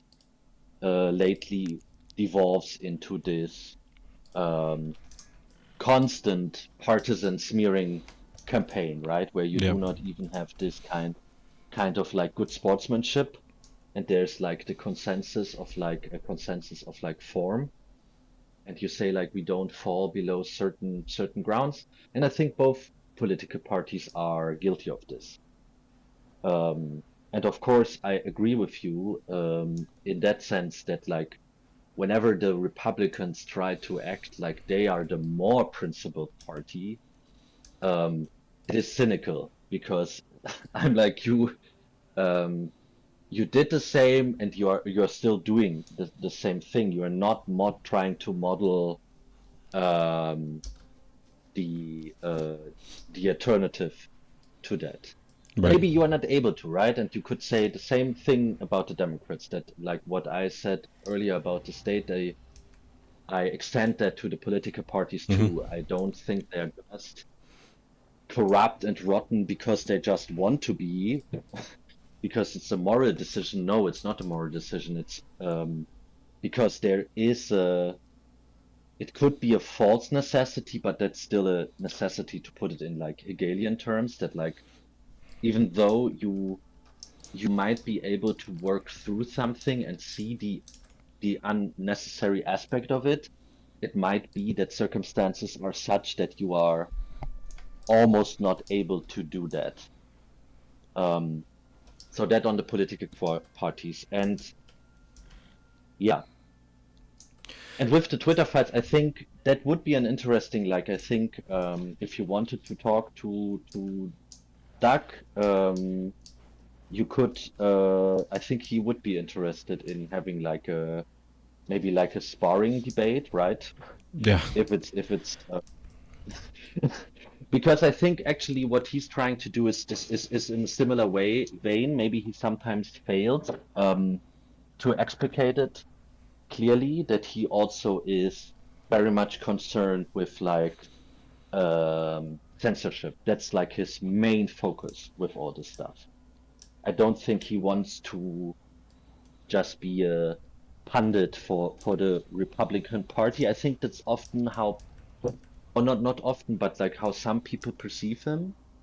And I think he's also in a in a way, he kind of gets like put into in a corner sometimes, but I have listened for him now for 2 years, and my first reaction was similar, that I was like, oh, this is somehow like this weird populism. Um, but I do not think so anymore because there is a very principled through line in his position, I think. Yeah, maybe, and I would be interested in doing that. I think the reason why I get worried about Doug being like a right wing propagandist, and I'm just using like the I'm not saying just being rhetorically exaggerating, but the reason I'd be worried about something like that is because I feel like he wouldn't, and this is kind of what my tweets were about, my one tweet, my kind of like jabs were about. I feel like he's not taking threats from Trump as seriously in terms of censorship. Like Trump, for example, like suing pollsters and like suing random media organizations and all the media organizations. And by the way, talk about a structural issue. The fact that the media organizations are just like, okay, we'll settle, I guess, that is a huge problem. And as a liberal, that's something where you have to look at that and you have to say, how can we fix that within liberalism? And if we can't, like, what's going on, guys? Like, that's a problem. But aside from that note, that critique of liberalism there, like, I just feel like he isn't as critical of Trump. I feel like he would rather continually talk about the Twitter files than criticize the things that Trump has done that I think are worse, probably. But even if you Yeah. don't say they're worse, even if they're equal, I don't understand why I feel like he doesn't talk about that as much. And I think that's why he comes off that way. But maybe I'm wrong about how much he talks about that. I don't know. But yeah, I don't know. You can tell No, me I what you think. understand that. And I think, yeah, I think he consciously took the position of like noticing that other like left, socialist Democrats, socialist media outlets do a lot of that, right? Like pointing out how Right. Trump is doing all these things, and he consciously made an effort because like the sublation line is critiquing the left from the left, Yeah. that he wants to problematize the reporting on Trump. I think that's why he often it's more of operative like an operative position. It's not necessarily that that's really his position, but that he in a media conversation, a dialogue, um, takes this position up in a similar vein that like Chris Catrone wrote his "Why Not Trump" line of articles, Right. where he was like, "Why this outrage? I will make myself now. I will put on the hat of being, in a sense, the defender of Trump, but not in order to really stick my flag with him, but to make something clear for people or like to provoke thinking in other people. Yeah. I mean, Because I I'm. think there's a right to this enamorment, I think, with Trump. Um, I remember like with his first term, I remember a lot of things that were claimed that didn't come really to pass. But we can go into that. So go ahead. Yeah. I mean, I think I have a lot of sympathy for the idea that um, I've had this problem in the past too with how I communicate, where like you are focusing on a particular side of something and people think that you're on the opposite side, and you're like, no, actually the reason I'm taking this position is because I agree with you more and I really want to fight on the areas where we disagree rather than fighting on the areas where we already know that we agree. So I have a lot of sympathy for that position, but I feel like I guess I'm just not convinced that they're always both of them, but in different ways. I guess I'm not always convinced that they're successfully like towing that line of being truly. I guess I'm just not always convinced that they're truly critical of Trump and they're just focusing on the Democrats for tactical or personal or like political reasons, which I would be very sympathetic to. I'm just not always convinced. And so like I would ask you kind of like if I was having a conversation with Doug, right? And we were having the conversation and we were just getting really caught up on like facts. And he was saying, no, this is government coercion and you're just wrong. And I'm like, okay, I'm not convinced. Like, what am I supposed to make of that?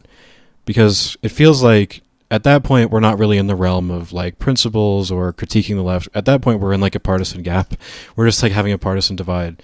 And it feels like really difficult to make sense of that without either just taking a political side yourself or purely making an analysis based on the facts. And I feel like I it's think really hard like not to get to that area. But yeah, go on. Yeah, I think that's I think at that point if you would make that challenge that you just did, that would be a much more interesting conversation than like I don't know, he debated one of like the Majority Report Oh people God. last year. I remember right, I don't remember this guy, but he was in this like debate destiny mode, which I find insufferable. This like because I think it doesn't display the kind of intellectual honesty in a sense. It is always like in a sense like debating dirty. I think where it's just trying to like find the gap in the argument to like stick your dagger in the armor, Right. and that's not like like that often tends to not be a productive debate between equals. I think you, in a sense, I always, when I listen to these things, I often find myself thinking, okay, you don't really engage as like equals right now. It's about like who dominates who. And I think that would be a much more interesting debate to be had with him. And I think he would appreciate that actually, from what I know from him.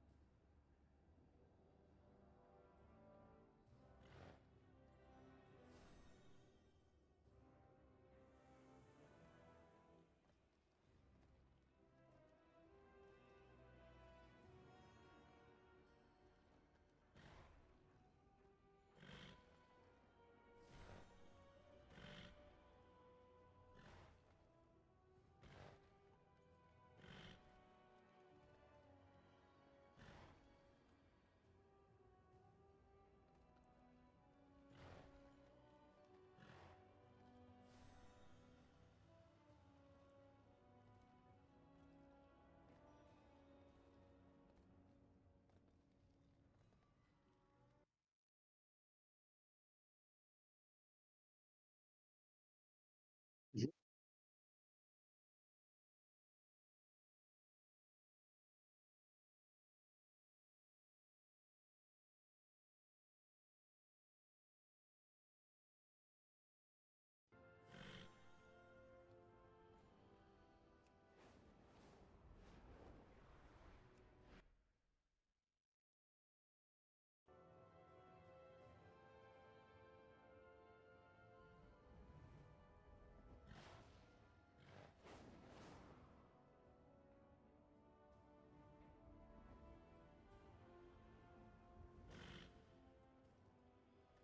Yeah. But I think like the interesting question for me would be trying to like we do right now, right? Like modeling a conversation where it's not in this like fight mode all the time, and where you can really try to have like a to find this moment of like let's agree to disagree on this point, and it's not so swamped in like because I think that's like what I appreciate about like trying to uh, tone down like the Trump hysteria because I can tell you even like here in Germany um, I think there is a lot of hysteria where it's not people are not able or yeah they are not able. I don't know how they also make themselves unable. I think they're also in a sense invested in that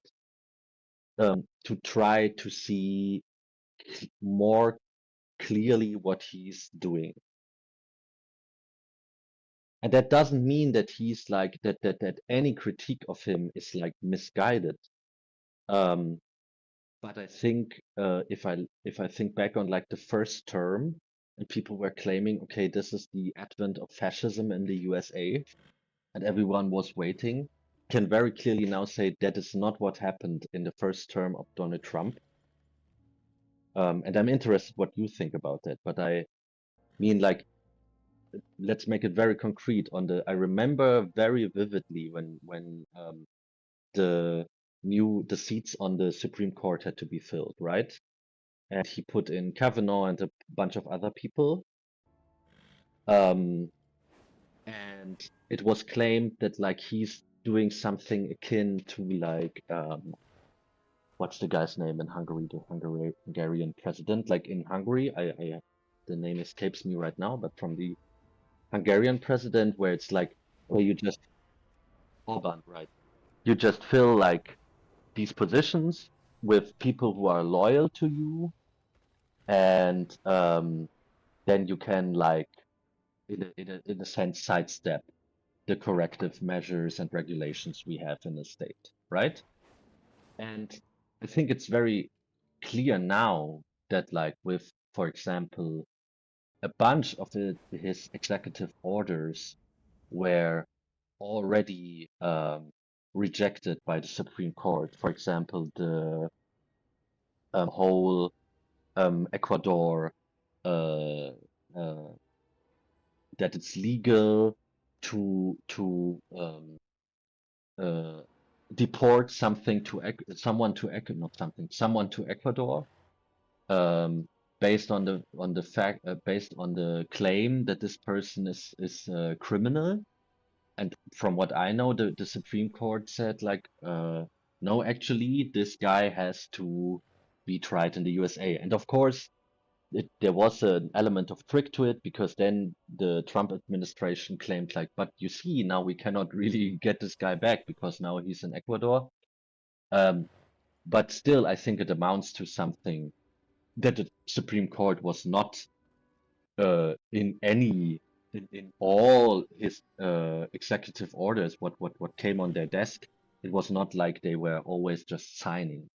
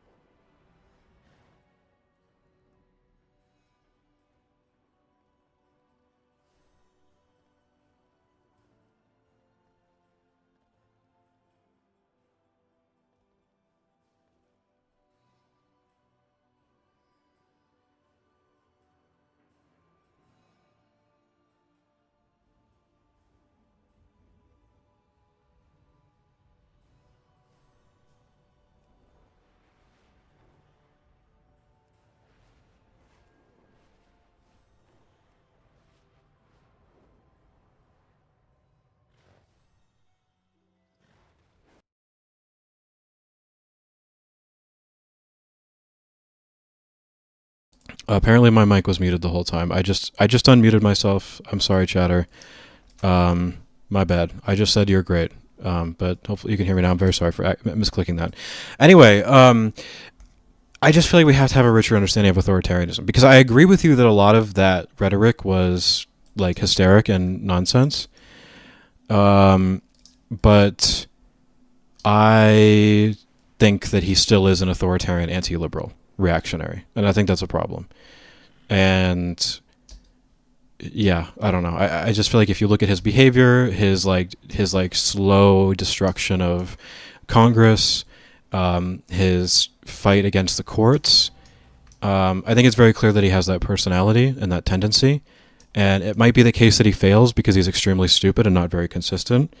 Um, but I don't think that makes the threat illegitimate. And I really do think we have to understand cases like Peru would be an example I would hold up where this has happened. And it is a little bit different. It's not always like a Hitler takeover, and even Hitler took a few years. So Yeah, yeah, yeah. Yeah, with Hitler, I know about that actually.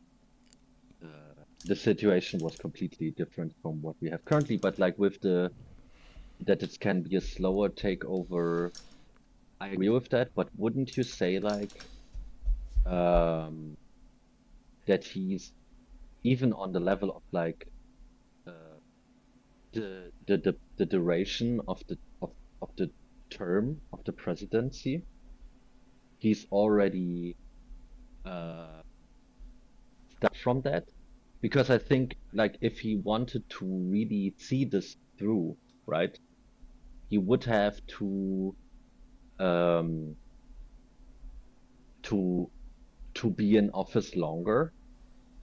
And do you think that like he could manage to really because from what I know it's only 2 terms, right? In the presidency in the USA, or is it not limited? It is, yeah, just 2 terms limit, yeah. Well, hopefully, yeah. Yeah, so he would have to try to um like kick that over, overturn that. And don't you think like that would be a tremendous effort and might split even the Republicans, which he was just able to like, in a sense, like rally behind him? And it's not like it's not like there aren't like there are anti-Trump forces still or tendencies still in the Republican Party. Yeah, I just don't. I'm not. I think the Republican Party has shown itself to be extremely weak. And I would say that there is a chance that they wouldn't go along with it, but I also think there's a reasonable chance that they would. I think they are completely. I mean, there's definitely a few who aren't, but by like overall, the Republican Party is like completely compromised. Like they have no principles. They just kind of do whatever he says. If we look at like the recent bill, for example, the big beautiful one, there were a lot of Republicans who had like objections to it on principle, and then they just gave in, right? Like, and there were basically zero who stuck with their vote, except like one or two, I think, at most. And so I just think I don't. I first of all, I just don't trust the Republicans, and second of all, this is something I really cared about for a long time, and I probably should still care about it. Donald Trump, I believe, this is another fact of the matter thing, but I do believe that Donald Trump tried to do a coup basically and stay in power after his first term. I do believe he did that. So that is a huge factor weighing in this for me, is that I do believe he Okay, tried to do a coup. okay. You think he tried to do a coup on January 6th?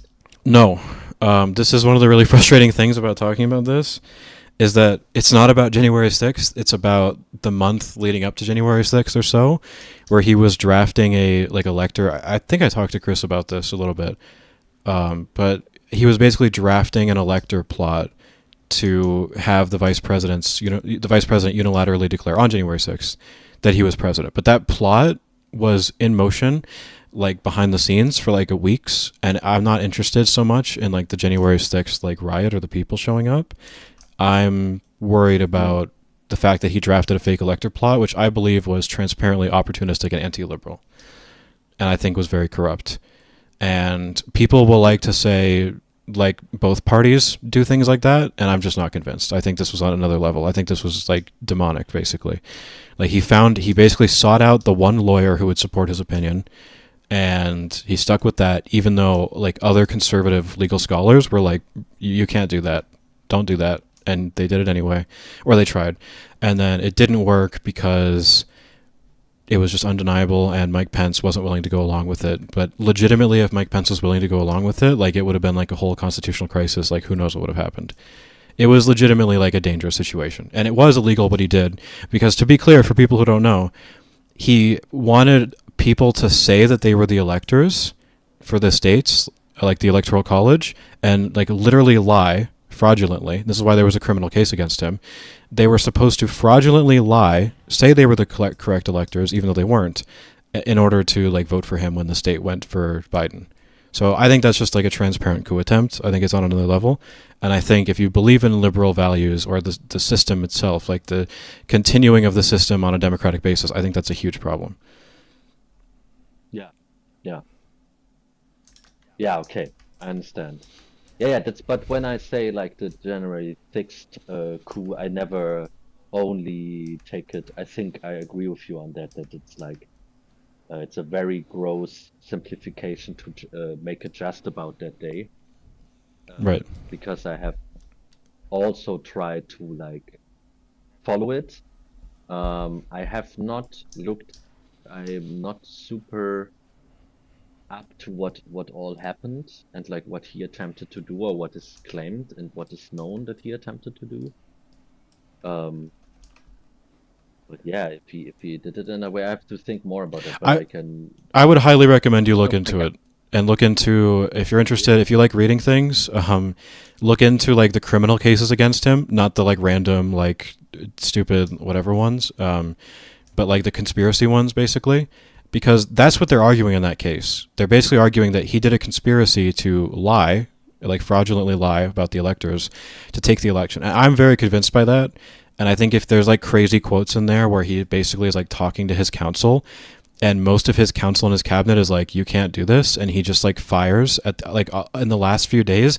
This is the craziest thing, and you have to read the case, but he like fired his attorney general or like I think it was the attorney general, and he hired some like random idiot not qualified attorney because the guy said he would do whatever he said.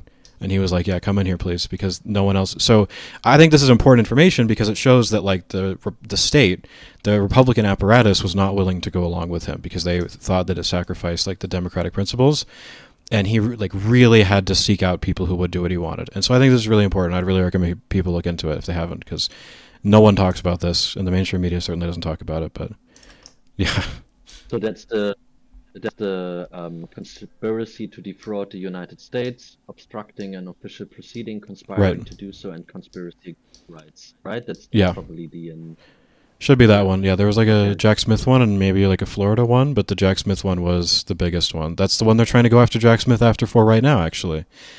And I just feel like people don't engage with the. And this is another situation where I'd be frustrated with Chris and Doug, because I feel like they'll look at this case and they'll say that's lawfare. They're just trying to put him in jail, and I'm like, sure, but if you actually read the case, it's like, are we really going to say that in a liberal democracy we don't expect like honest liberals to want to put a guy in jail if he like wanted to illegally take the election?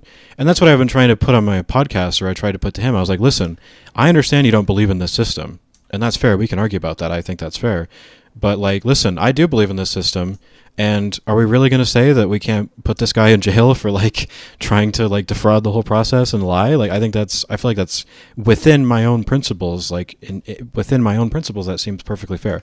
It doesn't seem like just transparently, oh yeah, it's lawfare. I think you have to deal with it more than that. And so that's one of my frustrations with these subjects. But yeah, Yeah, I think that's the point where it's like where like a more socialist or Marxist critique would come in.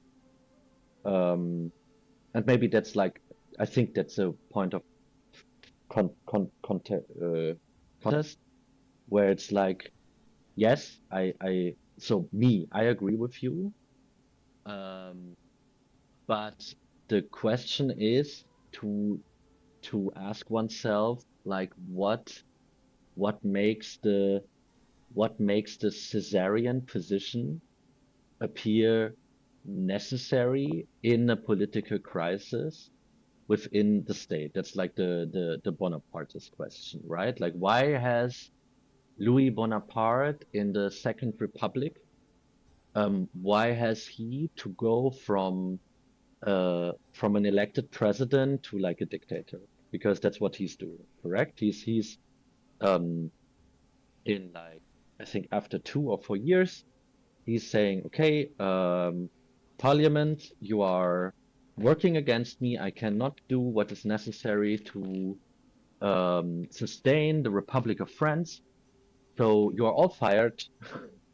Go home. Only the ones of you who are actually willing to work for me um, are allowed to stay. Right? That's what he's doing. So he's creating all these new laws of like um, curtailing, critiquing the president, um, inciting social unrest. I don't know if they literally called it that, but something akin to that. Um, and so he's trying to gain a stronger, like Louis Bonaparte is trying to gain stronger weapons to do what he sees as necessary um, to keep the state running, right? So he's saying the regulatory measures we right now have reached their limits. We have to do something else. I am the only one who's able and willing to do this. I am the only one who's seeing this. So I will take this burden upon myself and like my uncle did, Right. crown my own head. Have you watched like any of my previous podcasts, or did you just like find this randomly? I have with Chris and Tut Yeah, because and Mike McMahon. I feel like this is like what you're. Well, first of all, I just want to know you're going besides the Trump thing because you're. I mean, are you like you're gonna look into that later? You want to move on to that? I just don't want you to like move past that because like I don't know. Yeah, sorry. I will look into that. I'm saying like yes, I try to make a broader point to get back to it, No, I'm okay like with to that. a bit I just broader. wanted to like acknowledge that just briefly, but I'm okay with. No, but all I was gonna say is that what you're describing about questioning like why that is the case, I would say that is the entire reason my podcast exists. Like I've been trying to focus on that a lot. That's why I'm always talking about Bonapartism in a lot of my episodes. And then my most recent episode, which was with like a never Trumper like Republican, that's actually kind of the question I posed to him repeatedly. And I actually directly quoted the 18th Brumaire, and I was like, you know, Marx makes fun of Victor Hugo because Victor Hugo doesn't really have an answer for why this happened. Why is it that there was a complete concession and, you know, Napoleon's nephew declared himself emperor? I actually bring that point up to him to kind of like confront him with that, like, because he's basically a liberal, right? So I'm actually taking up that position and saying I think you should like pay Mhm. attention to this critique. So yeah, I would completely agree with all that. Like I just like that is really the whole point of my podcast is because I'm really that was the most convincing argument for leftism that I've ever heard in my life. I would say every previous argument was basically worthless. And so that argument has really like kept me thinking and is why I wanted to talk to leftists and why I wanted to do this. And yeah, that was very influential to me. So I definitely agree with all that. Yeah, and that's cool. That's cool. And I'm moving past the Trump thing because um yeah, we just have I don't want to evade, but I think we cannot go further on it because now could just claim, yes, but you see, he had to do this because X, Y, and Z, but I have to look into the case to Right. really Yeah, that's totally make fair. like an informed Totally fair. Yeah. decision. Just don't want to off my ass.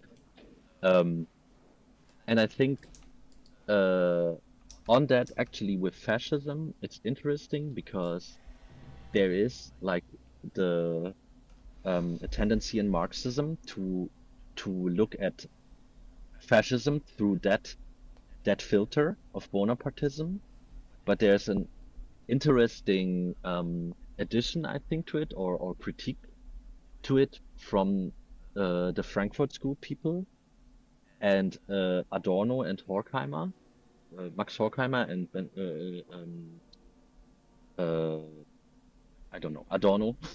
Um, I don't have slips my mind his full name, but they say like there is an element of regression in relation to the Bonapartism of Louis Bonaparte because the fascists they are even less self-conscious of what they are doing um, than Louis Bonaparte was, and they have to mystify what they are doing. So they are not able to only um, explain this to themselves, find reason for this on political social grounds, but they have to reach back to myth and say like, oh, it's actually because the Jews are such a force in the world that we have to counter as the Germanic people, and then they go on into this race stuff. Right. And the Frankfurt School considers that like an necessary ideological mystification. Right. And I wanted to bring that up because that's I think the point where I'm always like, where I say this is hysteria when I say like Trump is not doing that, right? He's not reaching for like a mysterious. Maybe he might not. He uses those forces sometimes politically, and he's like, okay, whatever. If white nationalists want people to call on people to vote for me, it's like whatever, let them do it. And I think that's just like a good, on an electoral level, a good opportunistic impulse strategically to say like, okay, then they vote me. Um, but I think isn't his like ideology way more ramshackle than that?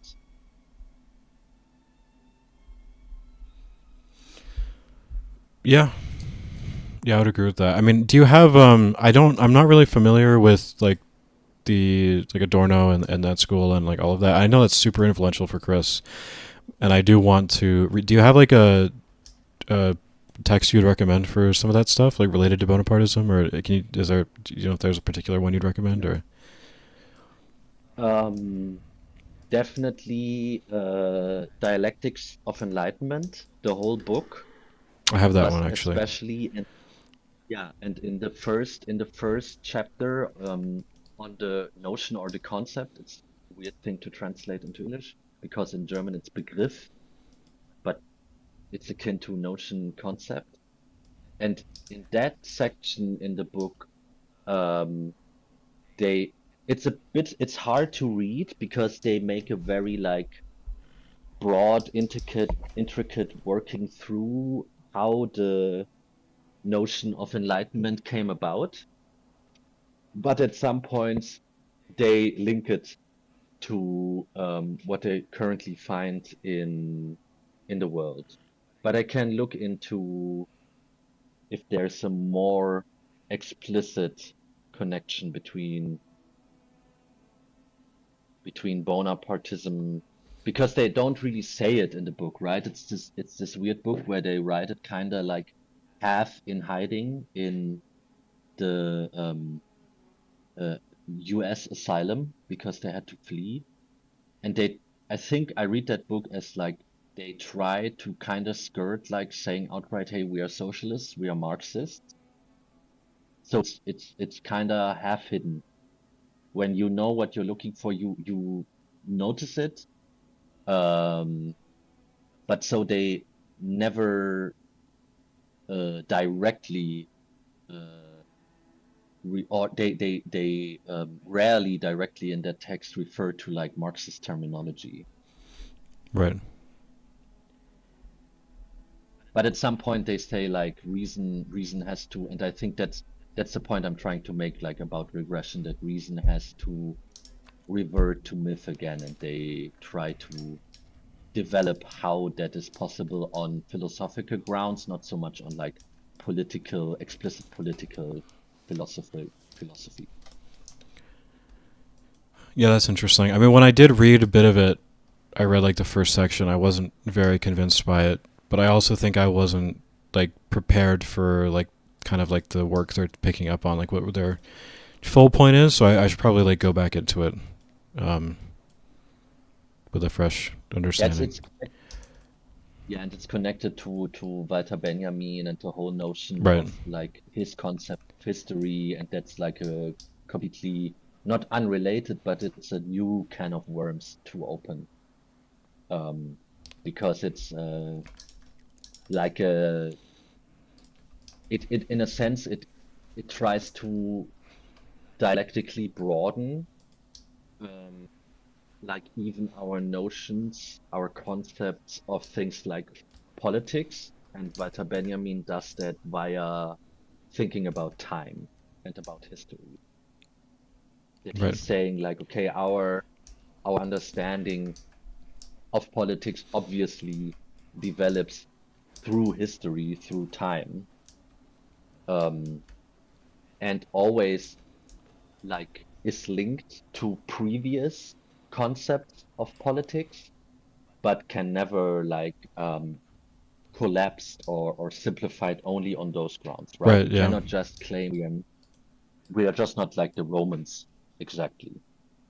Yeah. I actually read his text on history like super recently, like a week ago, and yeah, that did seem like the main point to me was like you don't want to fall into this like very simplified kind of traditional liberal sense of history, like you mentioned, of like putting everything on a linear timeline.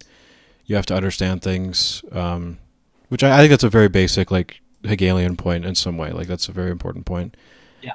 Um, But yeah, no, I found it really interesting. It was really good. It was, yeah, definitely that was convincing to me in a few ways. Yeah.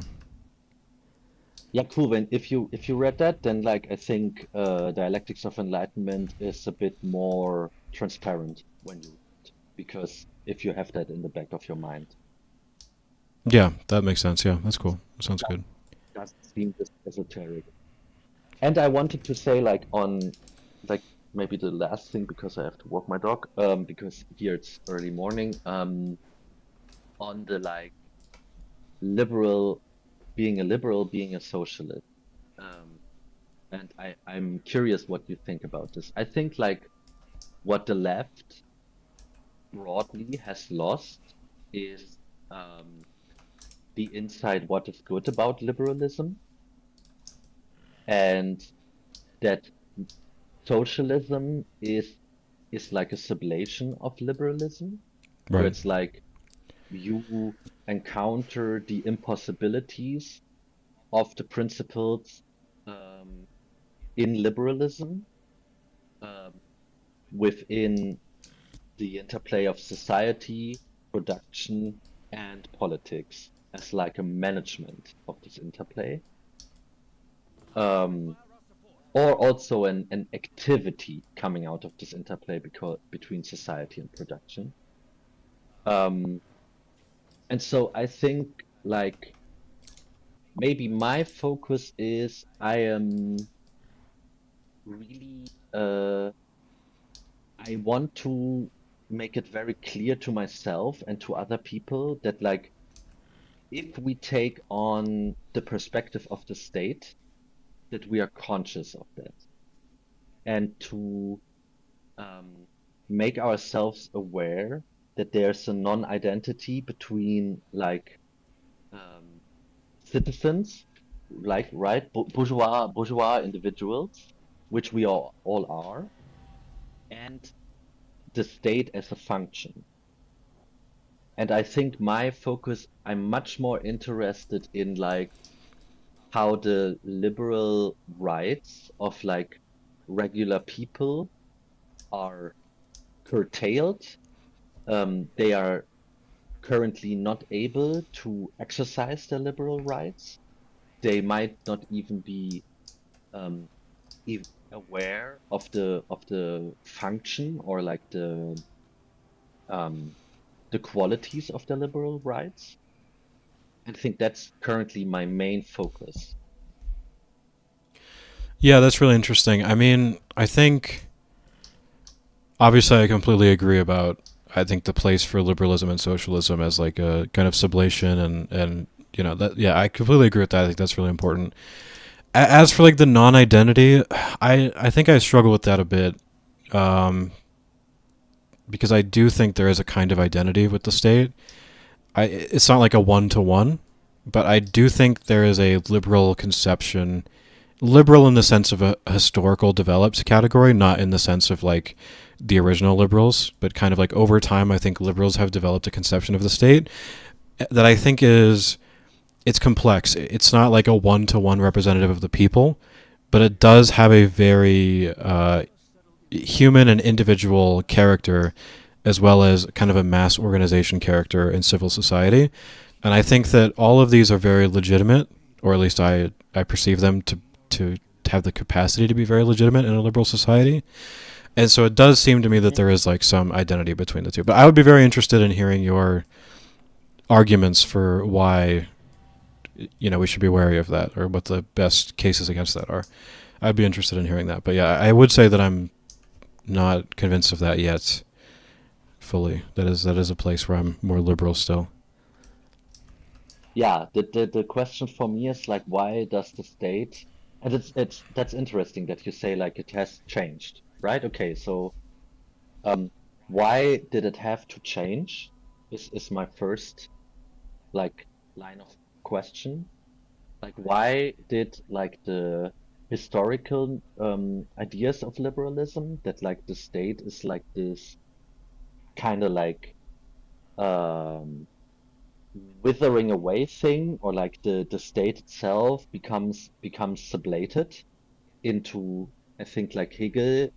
thinks about it as like custom, Right. right? That it's not just like custom, and we don't really have to have this weird object in front of us anymore because we have worked through this object, Hmm. and in a sense like um society it is being sublated into society, and reaches a new form via that, what it always has been, um if you look at it retroactively. And then, like, today, I like, okay, with the libertarian impulses of people, um like regular people every day, why does the state appear as like a force of control? With, and by that, I don't want to say that the state does not enable things in like this welfare way, right? Like, okay, here's some money so you can like get better education or whatever, so you can better exercise your rights. Right. Um, but why does that appear as like this form of, and I think, yeah, why does this appear like as an outside force that, um, and that's a hypothesis, right? Maybe I'm completely wrong on this, but I would say from my experiences, I see a lot of people like uh, either really identifying with the state or completely opposing the state. And then I would say the majority is like in this way really indifferent to the state, Right. and alienated in this way that that the state does not appear as their object, but like an outside object and actually like a subject that interacts with them. And I think that I would consider a regression, actually. Right. That it's like, because it is not a subject. It is our own activity that makes up the state. It's um, social activity. Um, yeah. Would you say So that those are the first.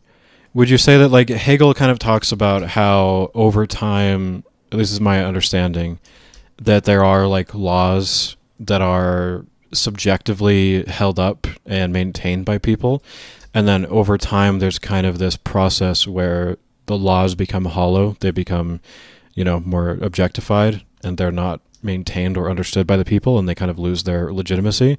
Is that kind of what you're referring to when you say there's like a regression with the state?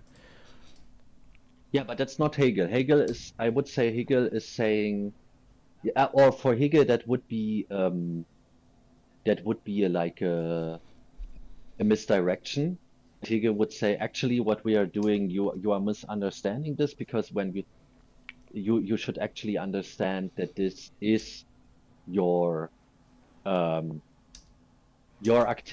activities, and the customs make it less like an outside force, but you like incorporate it into your subjectivity, right? And in a sense, we all become the state, and then Right. there's not anymore a necessity for the state, um, because we are, as bourgeois people, we are able to um, uh, take up all the functions of the state, in a sense, like unconsciously even, or like, or it is conscious to us, but it has attained a different quality. So, for example, that would be like this idea of like, okay, there's a crime happening, and someone on the street shouts like, people, I have been robbed," and then people come together, and it's this impromptu court, and we are all able to immediately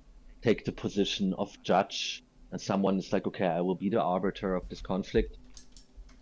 And I think like the point of regression is like a Marxist point, that like, um Marxists would say, uh But what we see is that this actually is not working out in the way that like these very good liberals have envisioned.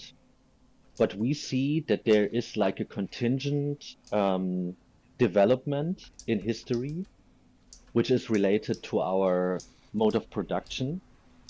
And this mode of production has um, effects that make this um, impossible because society is with itself at odds.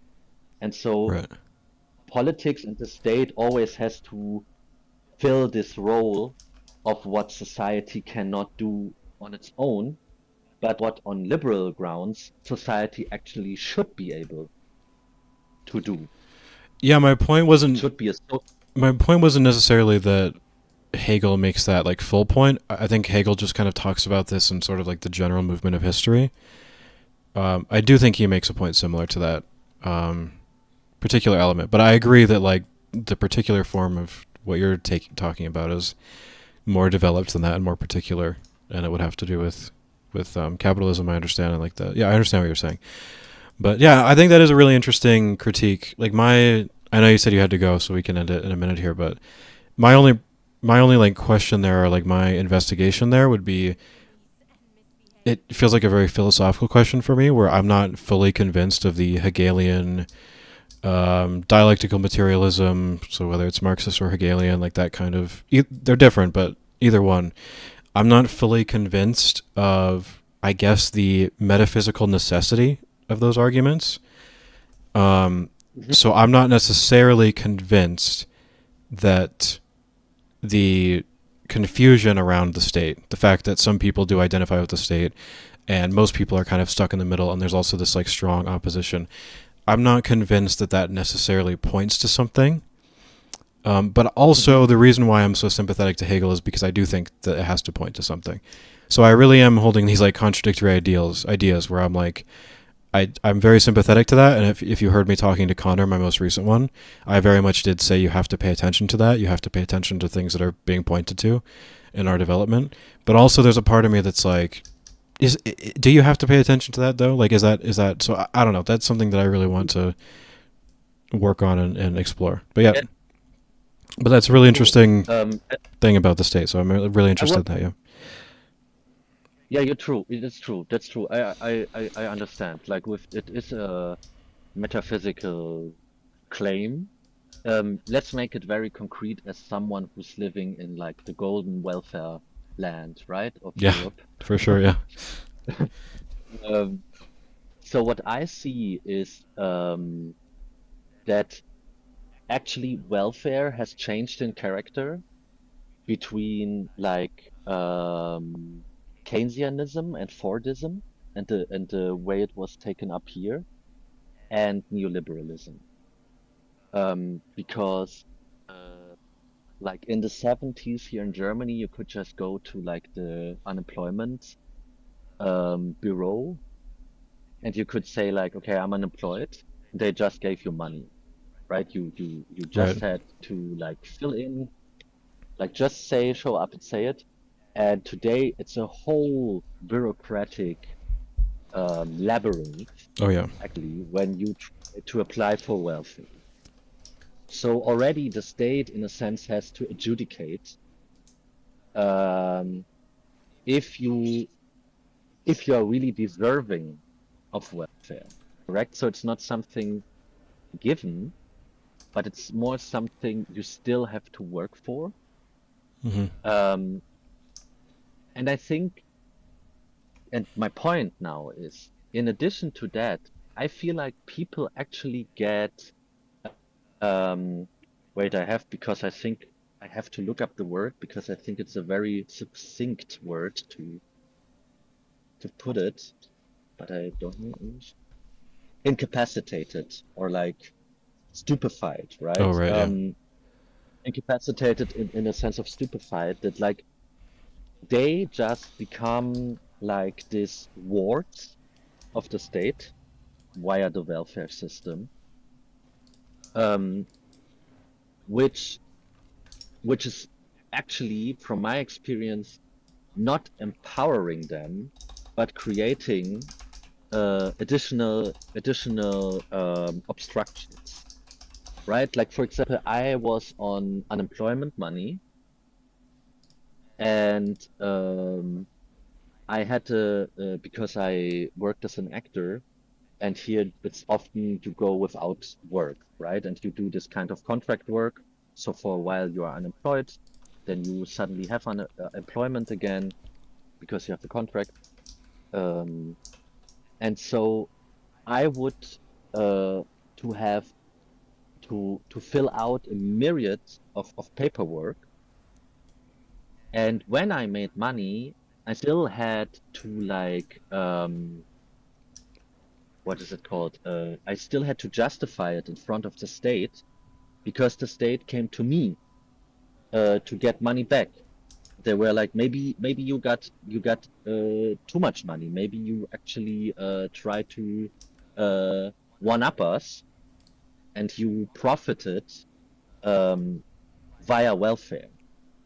And the interesting question is, why does the state have to take that position of adjudicating if welfare um, is justified or not? And if they do that, do they not also structurally um, strengthen this position of like the only capacity that there is in society, that in a sense you as a regular person become small in front of the state, and you're always like um, from the get-go you're under suspicion. Right. Yeah, I mean, I really appreciate that idea. There's a lot of interesting things to think about. I will say I went to France like a couple months ago, and I went through like a German airport, and I've only been to a German airport. Okay, I haven't been anywhere else in Germany. But even just that, I was like, "There's you people need help." Okay, like what's going on here? Like there's like the way things are run. It was a shock. Okay, it was a culture shock for me as an American. I was like, "This is crazy." In France too, by the way, France has the same thing, but it's a bit more extreme in Germany, It's a perhaps. shit show. It's completely like I don't know. How did you experience it? Because I would say it's like um, Zizek has this point about nothing works. It's always like for me, it's always like, why is no nothing, like, why are the trains not on time all the time? They are not on time. Why isn't infrastructure working correctly? And on and on and on. Yeah, yeah, for sure. Yeah, it was just like the airport security and like the way things. It was a bit like they like randomly checked us, and then they were like, "You can't come in. You have to stay right here." And then it was just like it was just very I don't know. There was an atmosphere going on there, but it was interesting. Yeah. It was interesting. I actually said to a friend of mine, I was like, you know what? I understand how they had Hitler now. I get it. Okay, I understand how they did the Holocaust. I get it. But anyway, um, yeah, yeah, it was a crazy experience. But no, I really, really appreciate you coming on. It was a great, yeah, it was a great conversation. Appreciate it a lot. Same. And I really enjoy your project. Like, keep on the good work. Um, I am very happy that you try to um, display, model this kind of like conversation between like political, philosophical conversations. I really appreciate it, really. Yeah, thank you. I really appreciate it. Yeah. Well, I hope you have a good rest of your day, and since it's not the middle of the night for you, like it is for me. So, yeah. Good night to you. All right. Take care. Thank you. Bye bye. Bye bye. All right. Well, yeah, for anyone who's in chat, I hope you enjoyed watching. The chat hasn't lit up this whole time, which is fine with me because I was enjoying the conversation. But if anyone is in chat, thank you for watching. I hope you enjoyed. I'm probably going to end it here because that was a decently long conversation, which again I do not mind at all because I did really enjoy it. And yeah, thank you for being here. I don't know if I'm going to do this again. This is not my thing usually, but it ended up working out really well. So it would be cool to do it again. But yeah, again, once again, thank you for anyone who's watched, I hope you all have a good night or day if you're in Europe, or if you're in India. It is currently 1 p.m. if you're in India. Don't ask me why I know that. And yeah, thank you for watching. I really appreciate you being here once again, and I'll see you guys at some point, hopefully.